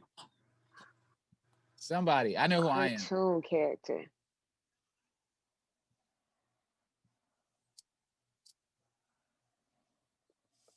From what? I can see that. From what? I'll take it. From what show? I never seen that show. It's a cart, man. That's a good show. I'm gonna be Roger from American Dad. Why? Makes sense. He's the funniest fucking cartoon character ever. I'll put him up against anybody. Nah, man. He's not the funniest in the world. Yeah. Ignorant. I'll take it. I never seen that You show. gotta give me a fade though. What about you, Flea? I think the funniest in the world is probably Cartman. All right, so you're Cartman? You're Cartman? Yeah. All right, who are you, Youth? Well, I gotta log into work. Imagine Cartman and Roger being in the same episode. Dash and Peter Madness. and Peter. See, Peter would be my second. Peter from Family Guy, he would be my second. Bruh. Nah, Peter, pick, Peter Griffin is hilarious. I'll take Quagmire. Quagmire? All right. All right, Youth, who are you, man? So we can get our episode started. I know. I know who he's Eliza from Wild Thornberries. You're hilarious. You know what? Yeah, I was waiting for something too, right? What's the best friend's name in Rocket Power? Not the main Otto. one. The other one. Not Otto. No, not Otto. Reggie. Twister. It's Twister. Yeah, Twister. I'm gonna be Twister. All right. Yeah. That's gonna be our. This is everybody's. That's everybody's character for this episode. What? So, you're So Gerald, and then Twister, and then what's Prop's person's name? She said who she said she wanted to be? Prop doesn't want to be that thing. How about that girl, son? We're gonna make Prop Stewie. I fuck with Stewie actually. I like him a lot. Stewie. I like Stewie. Yeah, Stewie. Yeah, I fuck with that. I'm totally gay. And he's gay. A little bit. Oh yeah. Yeah. All right, yo. So So this is one thing that I realize people will try to will really be mad about anything. There's a dude that's like protesting Stewie because he's gay, and they said that they're promoting pedophilia. Yes. But it's just a joke. He's not.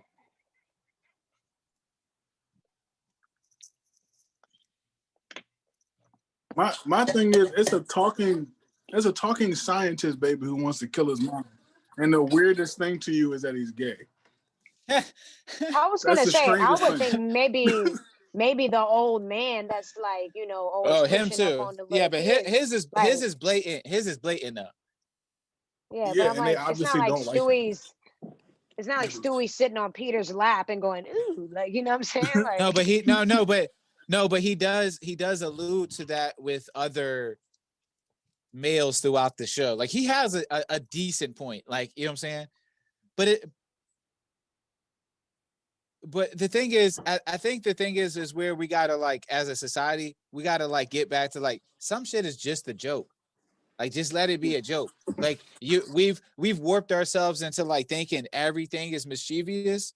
So we take innocent moments and literally make them perverted because we got them perverted in our mind. And that shit's crazy. That's true. The shit I saw with the Wiz Khalifa shit, he gave his son a kiss, right? On the lips. It's his little son. They freeze framed the picture. Okay. Yeah, that's what I'm saying. But they freeze framed the picture of it right in the middle of the kiss. So it really looks like he's kissing on the kid, like in a weird way.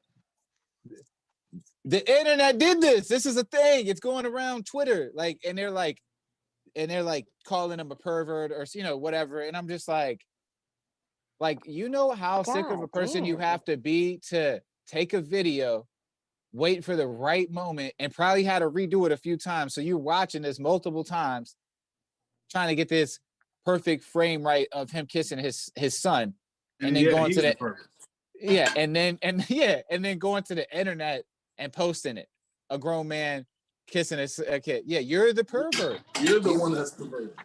Your mind. That's crazy. Your mind is warped because of fear and paranoia that you've gotten from being online and seeing a bunch of wild shit that may or may not be true, and you're now taking it out on basically an innocent kid. Like, it's crazy. It's fucking nuts. But that's the world we live in. That's why I'd be scared to do anything. Like, don't text me. You know what I'm saying? If you call me, where you at? You know what I'm saying? Like, for real, people just be on some wild shit. Some people's parents just didn't kiss on them.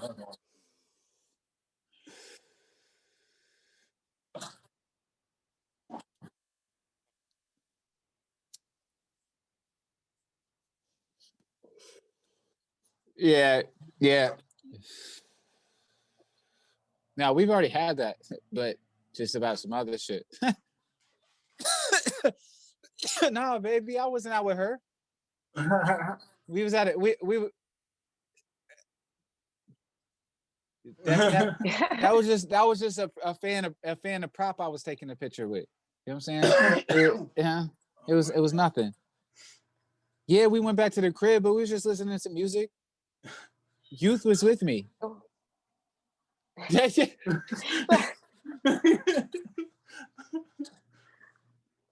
Don't say that, nigga. What am I supposed to say? I'm joking, bro. I'm joking. Yeah. I was saying, don't tell nobody that. No, so you don't understand. No. My girl calls you. My girl calls you right now. We're gonna play this game. My girl calls you right now. What do you say, youth? She calls you right now. She goes, are you with Will? Yes. No. I take that. What is Will doing? You're right here. You're talking to me. So, all right, put him on the. That's your. Yeah, he's sitting here talking to me. We're sitting here talking, and we technically are sitting here talking right now. Now, where you are physically, I don't know, and she didn't ask. Okay. All right. You know what I'm saying? I'm just play that shit off. Put him on the phone right now.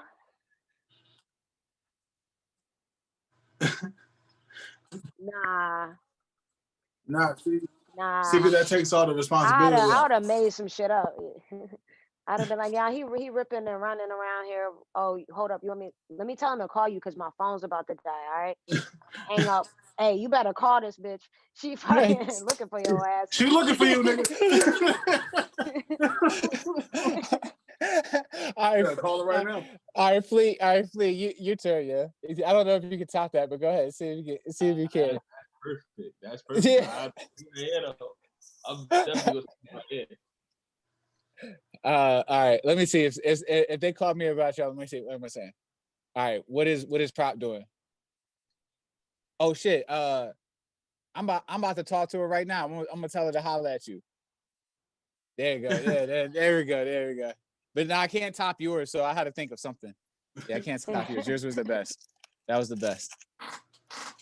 Hey, my phone's dying. Yo, see, now call you on his phone.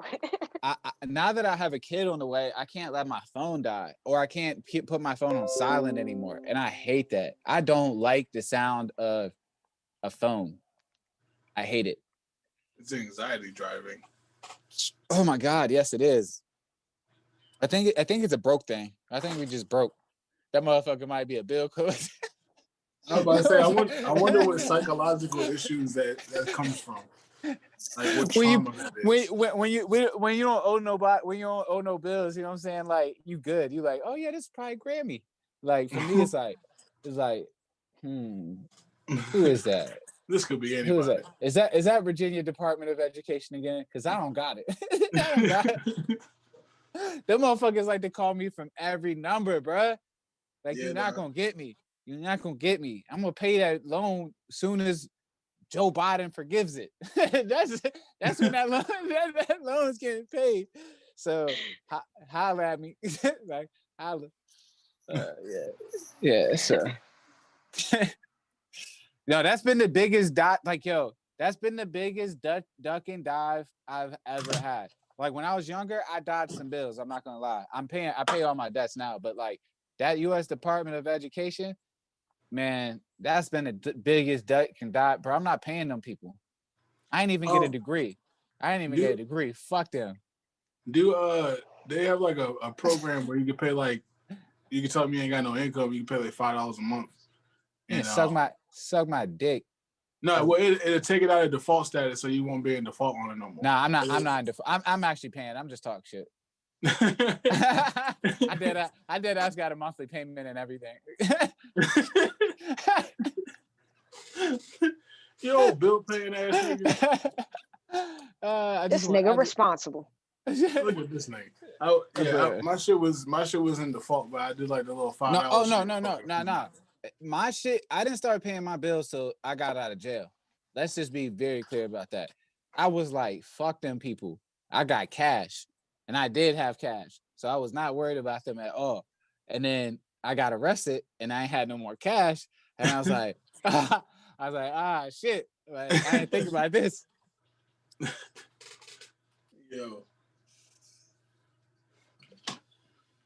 Yo, all right. So we've been on here for a minute, so we can wrap it up soon. Before we get off of here, yo, let everybody know what y'all working on, man. For real. Let them know what's going on. Prop, you can start, man. All right, well, y'all already know. You can follow me everywhere, Instagram, Twitter, all that good stuff, at Hood X Buddha, you know what I'm saying? Vintage Luggage is out. Go run that up. Prop Vintage Luggage, all streaming platforms. Mulholland Drive Vibes video out now on the Hooligan TV YouTube page. Cash Rules out now. Shit, we got a lot more coming up, you know what I'm saying? And yeah, that's what I got. Bet. All right, if you want to go ahead and talk to the people, man. Yeah. Like she said, the Mulholland Drive Vibe video is out right now. Vintage Luggage is out right now. Go check that out. It was a real team effort. Prop went in as usual. It's a beautiful album. Go check that out. Me, myself, you already know how I'm going to get down. I'm always in it. Music videos coming up. We got projects coming up for OG. Me and OG's project coming up. Kodo's making beats. We out here, man. We working on everything and anything we can right now. We knocking it out. Absolutely. Flea, you want to say anything? Yeah, man. Handsome Fleet, man. Get my handsome side. You already know, man. Follow me on the gram. Follow me on Twitter at @VHandsomeFlea. You got Clubhouse, Handsome Flea, and Good Company on Instagram. Fuck with your boy. You already know it's OG Illa, Richmond Renegade album out now. Got mad projects, mad content we're working on. Make sure y'all stay tuned in the next day. I'm gonna drop that Mulholland Drive Vibe story today, so make sure y'all go watch that. And if you do anything this week, go watch Mulholland Drive Vibes 10 times. 10 times. Share it with your mother, your sister, your cousin, your brother, your uncle. But most of all, you know what I'm saying, make sure y'all follow Prop. And yeah, we're done here. I'm really high, so I'm losing my train of thought. Y'all have a great day, and happy holidays from the Hooligans. Merry Christmas, motherfuckers. Peace.